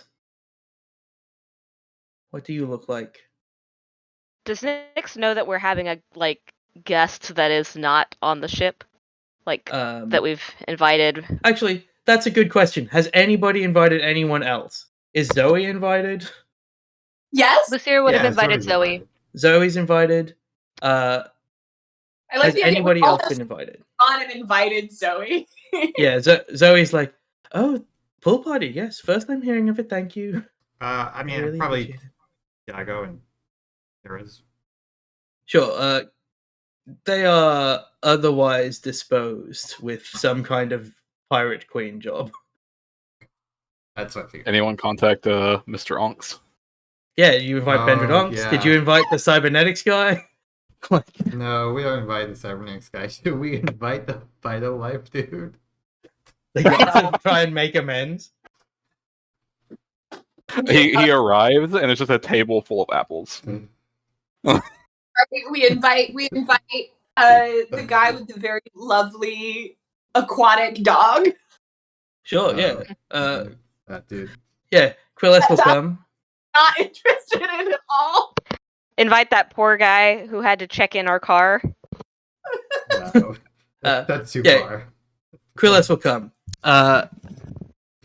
And we'll bring Toltoy, the aquatic dog. Well, we'll bring both his dogs, but not Philax, because who brings a cat around for places? Not me. The pigeon is back. All right. Yeah, so Nyx, you know that at least Zoe is coming, and probably, I assume, 3FL mentioned inviting Quillis. Okay, so then I think in that case we have like a camera, a scene briefly of Nyx getting ready for this pool party, and she doesn't have like fully humanoid upper body features, so she's just essentially put on what amounts to like yellow swim trunks, like skin tight swim trunks. And she's just staring at herself in the mirror for a long moment. And she turns to go to the door just wearing that, but at the last moment she glances back at all of the scarring and picks up like a lightweight robe that covers her essentially as much as her jumpsuit would, wraps that around her, and goes out to join the rest of them. Quillis, when he arrives, is wearing a quite similar like cut of trunks, because your race is largely the same genetically, body type wise, but is carrying his quite grumpy little aquatic dog, who had to spend some time not in the water to get here and does not like that. But as soon as he gets there, puts the dog down, and the dog like jumps into the pool. Kid, what do you look like? Kid is wearing basically just like board shorts and one of those like sleeveless like swimming hoodies. Sure. Yep. Anime swimming hoodie. I get it. Yep. As you're all, everyone's going to Quillis shows up relatively early because the thing closes, and it's like, I'm not going to go to my hotel with my dogs. I'm just going to like whatever. and is kind of probably chatting with Lucira for a bit as the sun comes up. So everyone's here, and then the gate to your area opens, and you hear the sound of footsteps, and they start to pick up pace as Zoe runs in. Who's wearing like a little sundress, same colors, black and pink as she normally wears, and is quite excited, and is like, "Oh, I haven't ever been to. I don't think I know how to swim. Is like, swimming normal? Is that a thing most people know how to do?" You know, Nick's I'm like- not sure. Valis Who- did not grow up swimming. Yeah, I don't think Valis knows how to swim. Natural occurring water yeah. on Canthe is poisoned. Valis sure there was, like, understands the indoor pools, concept and though. is Yeah, there's indoor pools because you're physically rich. fit, Yeah. but, has never Yeah. swum. I feel like Lucia would have learned to swim from her Imperial training. Yeah, it's very important. The swimming lessons. That's true. Yeah. It's not. Most Imperial training does not involve swimming because No, you're normally on a spaceship, Yeah. That's and It if that's cuts to- flooding, there's other problems.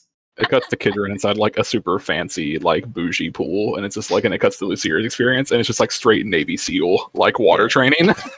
Kid's got one of those pools that the current moves at the speed. It's like a pool treadmill, Mhm. Oh, that yeah. kind of thing. 3FL, do you know how to swim?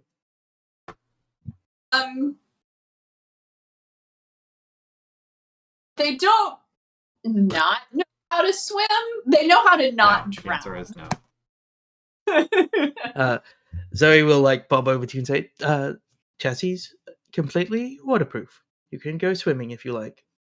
I mean, at that I might- point, you don't really need to swim, right? You could just like be in. You the think you pool. just stand? If we need to stand up, if it gets Yes. too bad. Seems less fun. Nix, do you know how to swim? Yes. Quillis also knows how to swim because you're fish people. As Zoe's running around asking if people know how to swim, you see the brim of a wide hat come past the door as Zoe didn't close the gate because she kind of all over the place. Riddle walks in, blonde hair, kind of down, flowing, a little bit more styled than it was when she was working elsewhere. She's wearing, as I said, a wide brimmed hat because she's quite pale. When you can see, like outside, she's fairly pale. She's wearing swimming shorts. She's got sandals on, and she's wearing a T-shirt that said, "I came to Litlas, and all I got was stuck here because of a pirate blockade." In like black, and it's got like a rainbow coloration of the thing. She also, Valis, you immediately notice, and Kid as well, seems to be carrying a bag that might be big enough for that rocket launcher you were looking at. In case she misread this entire situation and you just want to buy a rocket launcher. Valis will like sidle up next to Lucira and say like, "This is this is Kid's, paramour." Oh my god, I'm going to call this episode Misery Business.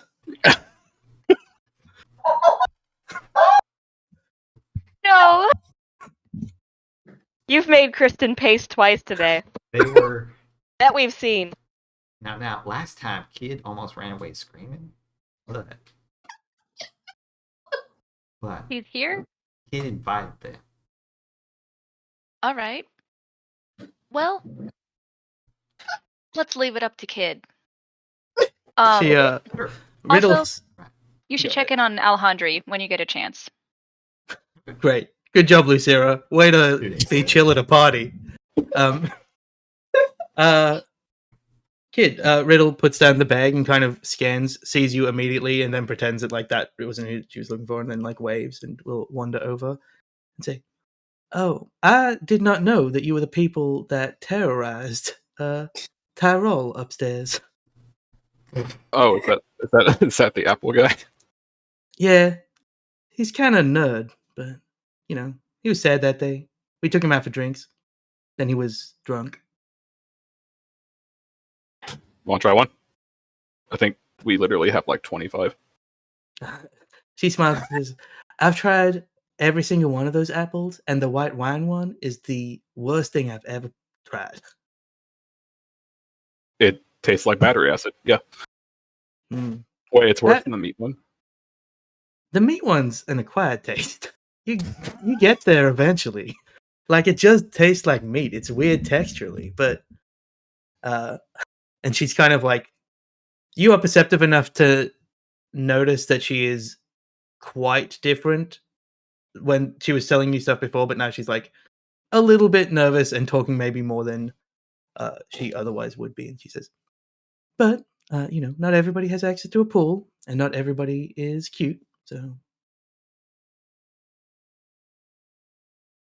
Or like one of those like 404 error like things. Kid in his anime Screen. in his anime swimming hoodie just gets a blood nose and falls over. But we'll cut away from that because we don't need to see that courtship on screen. Real does get to know everybody else as well, but like we'll like swim with Kid and like make fun of Valis for not knowing how to swim. And the party continues. The sun has only been up for a couple of hours before it becomes twilight, and the shadow of your house begins to block the pool. Alejandri, who has still been asleep this whole time because being at a pool party is just cruel for a person that's now made of stone. But he does stand up and he goes to flick a button, and Lucera, lights that you didn't set up completely erupt in the area so that it is lit now as night begins to fall. And the party continues. The night passes. Yes, go ahead. If anybody wants to talk to anyone at this pool party, now is the time, because I'm going to move on. At some point, Nyx first goes to Alejandri to see if she can rouse him, and then asks for his help, or just starts bullying everyone into a photo. She wants a picture to send back to her family to prove to them that she has friends and that she is happy. He will say to you, I'm technically asleep, so I don't have to help you, but if you want a picture, I'll take it for you. Nyx agrees, but only after she has said, oh yeah, sure, of course. You don't have to go get up in the picture or anything, but she is going to position herself next to him and do the whole selfie shot thing. Yeah, he will avoid being in the picture as much as possible. Nyx just sighs a little bit at him, but doesn't push the point, and will hand him the camera instead. And as she's doing so, she's unconsciously adjusting her robe, making sure it's up fully. There's a couple of shots that we get of the photos that didn't work. There's one where 3FL, you're what's your pose for Nyx's photos, Leslie? Various and sundry. I do think we get a couple of, having seen Nyx's little emojis that they'll send out in text form. We'll do a little one of these and these and these. One of the ones that you're doing, the hands on the face, you feel Toltoy's wet tongue on the back of your leg, and it freaks you out, and there's a moment of everybody sort of panicking as the big 3FL moves to see what happens, and we get a shot of everyone looking at the dog, who's already just shaking everywhere.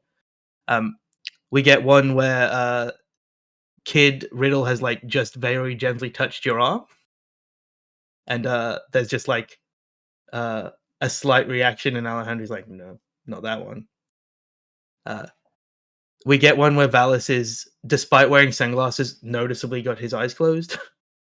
Lucera is basically perfect in every picture, having taken Imperial pictures forever.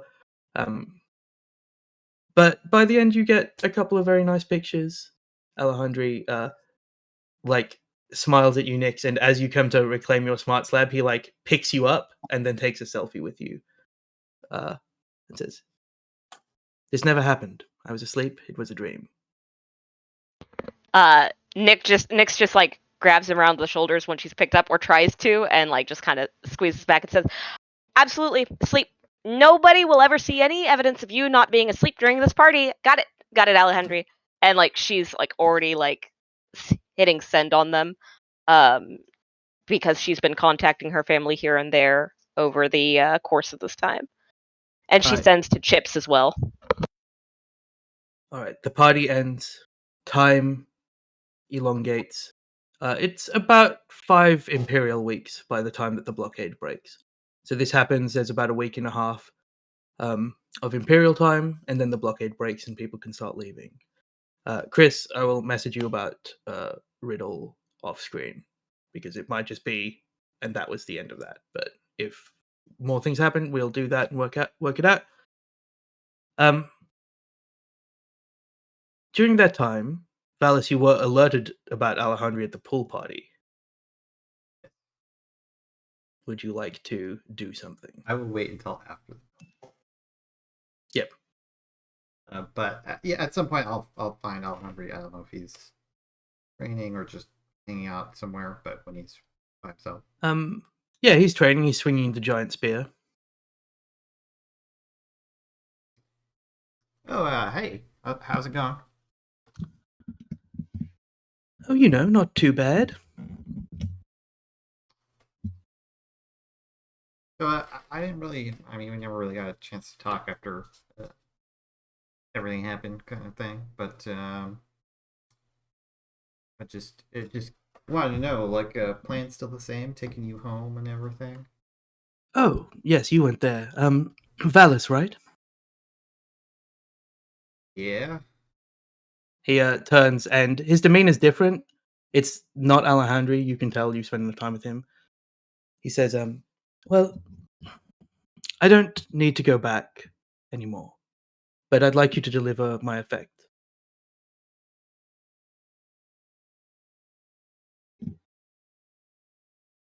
I can tell that you would like some kind of explanation. Yeah, that would be nice. I'm not quite as good at this as Alejandri.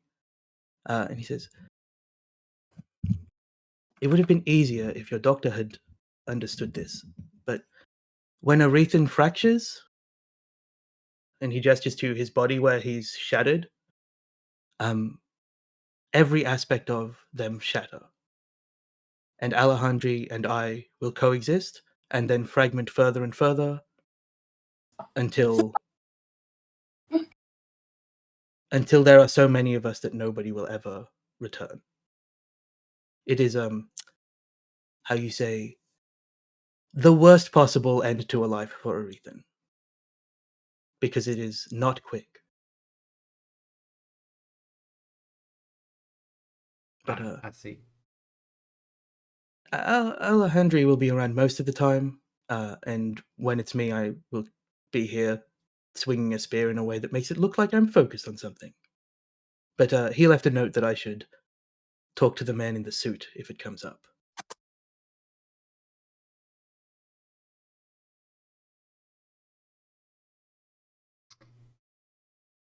I understand. Do you want to tell everybody else? Or?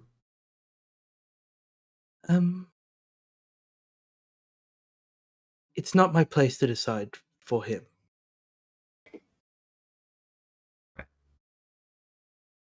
I'm Calloway, by the way. Nice to meet you, Calloway.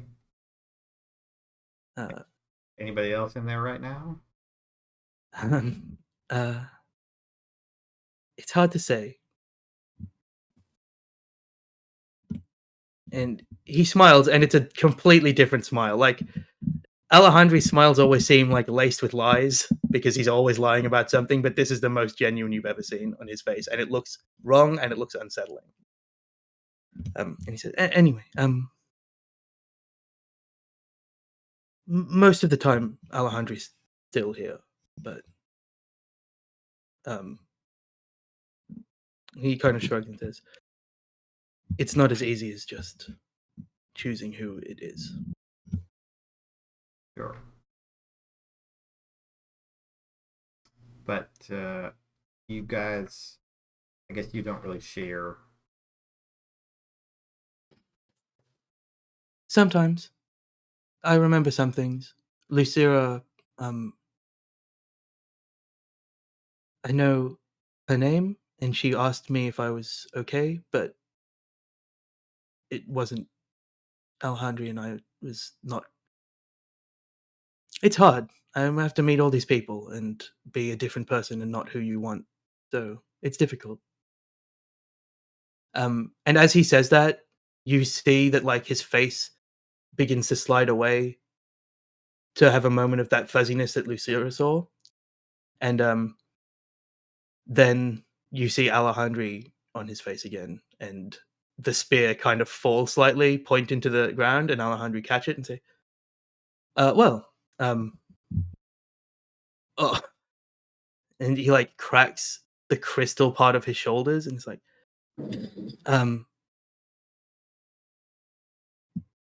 I wanted to tell you, but when you lie about everything, telling someone something real is harder.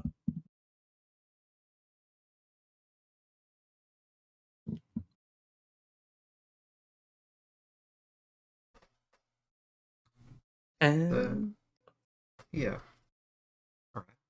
Well, need anything, I'm still here for anybody in there. he smiles and says, "I've been writing notes. So eventually, whoever wakes up will understand." And then we cut because that's too sad. But one more thing happens before we cut to what will be a 2 to 3 week break. 3FL, you get a message from the professor, whose name you never got because he didn't give it to you and you didn't ask.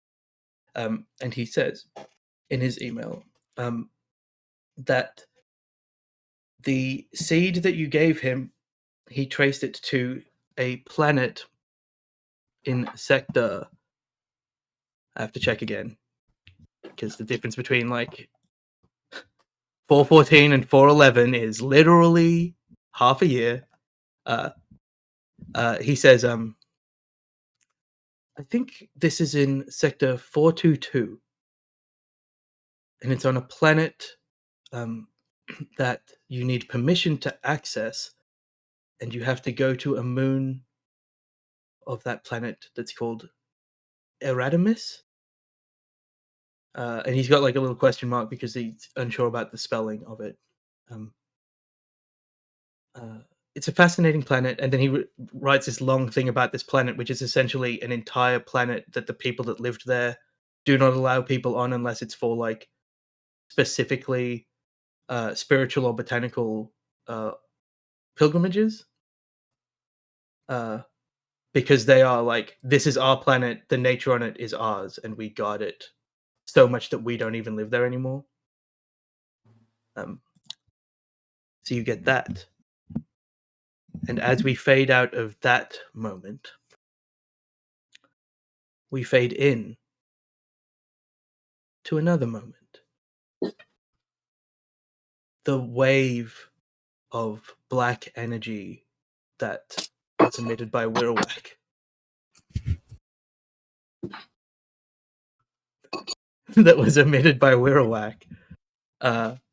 Passes this mountain, and with the camera spins through the atmosphere of this planet, blue skies, clouds, as this camera spins past the mountain, and where the mountain is a normal mountain range on one side, on the other it has been carved into an enormous chair. Sitting upon that chair is a woman, or a feminine body at least.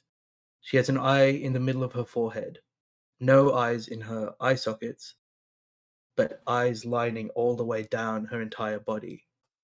She sits strumming a harp, and as she feels the black wave hit her, there's no sound, barring the huge strumming of this harp.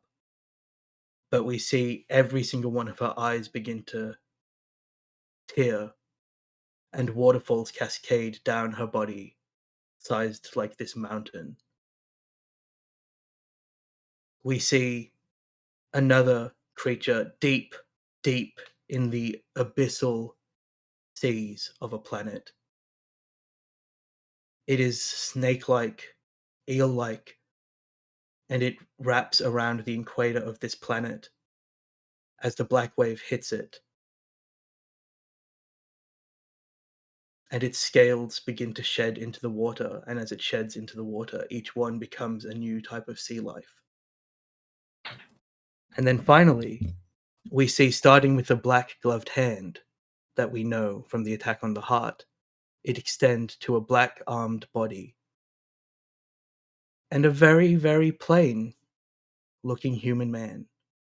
Dark hair, pushed to the side, a slight beard.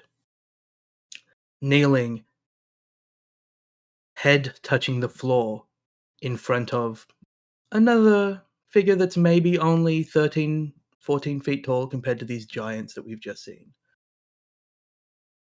And as the leader of the attack on the heart says, we fully believe that the god of devouring is dead and does not exist anymore in this galaxy. The taller figure says, you think I don't know. You think I don't know. And he reaches into the sky itself and pulls lightning down towards the land around him, laying waste in an anger that surpasses anything that could be capable of a human. This god of anger rips pain and rage from the sky itself and says, finally, minutes turn to hours, and finally his rage abates, and he says to his high priest in front of him, well, there will be others that we can use. Find me one. And we fade to black.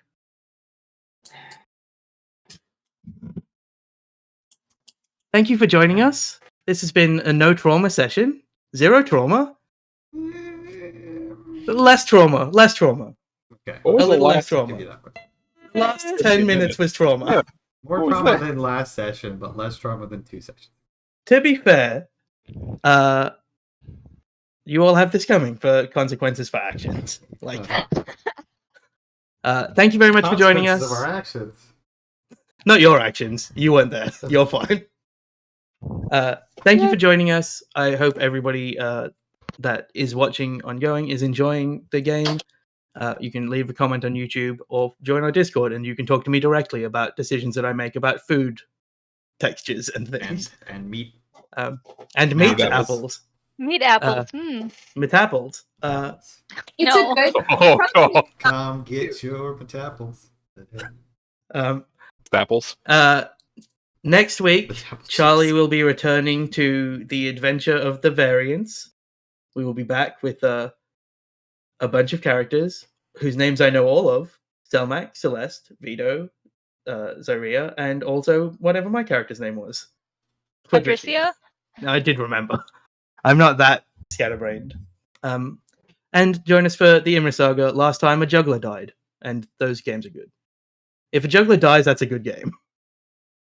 I mean, it was only a temporary death. Yeah, but he juggled himself. He To death. died on the inside. He died doing what he loved and was bad at. Yeah. Thank His you for ego joining death. us. Context. What he was very, very good at.